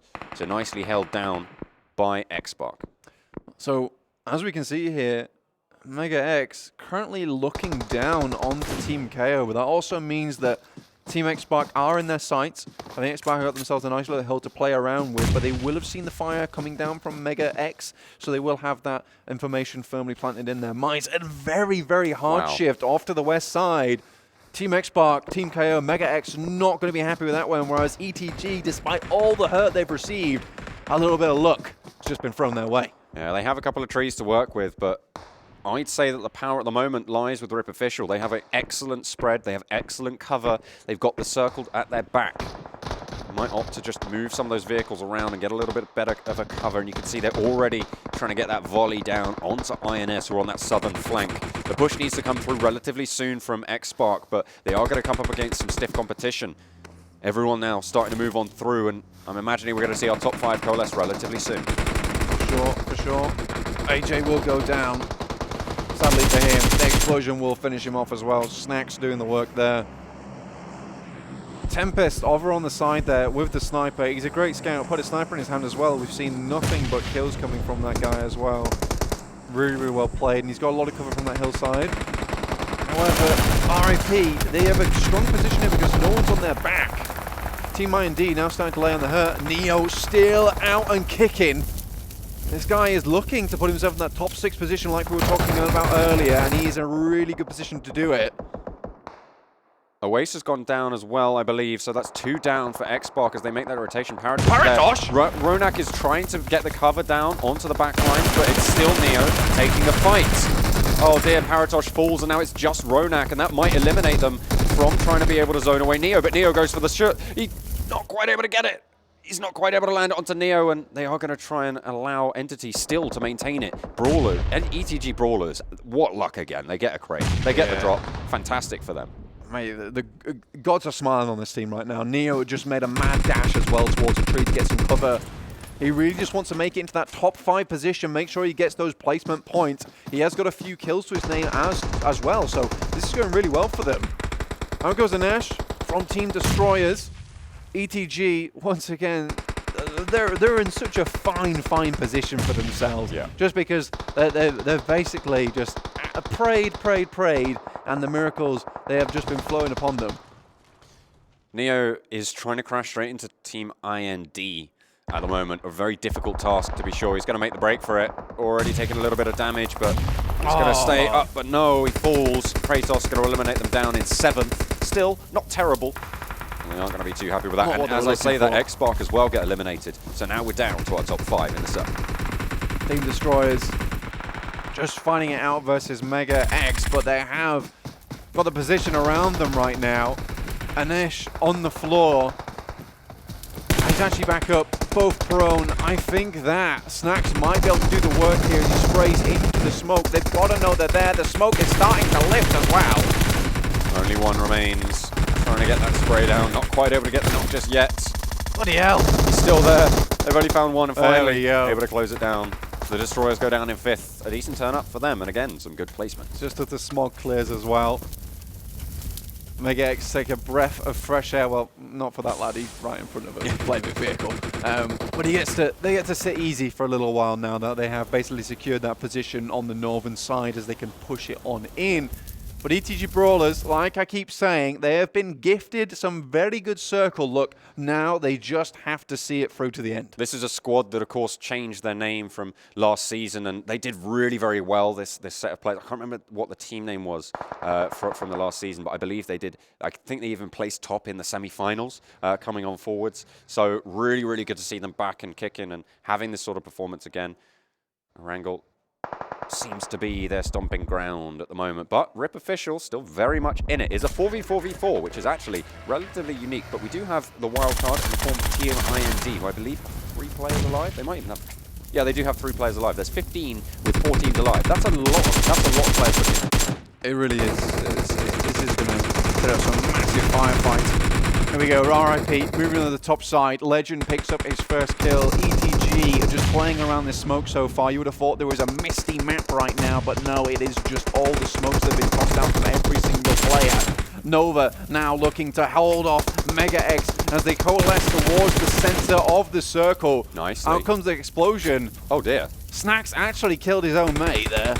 Accidentally. That is not the best at all. That will actually eat up a lot of equipment. Well, not a lot, but it will eat up some of their equipment they need to make it through to the late game.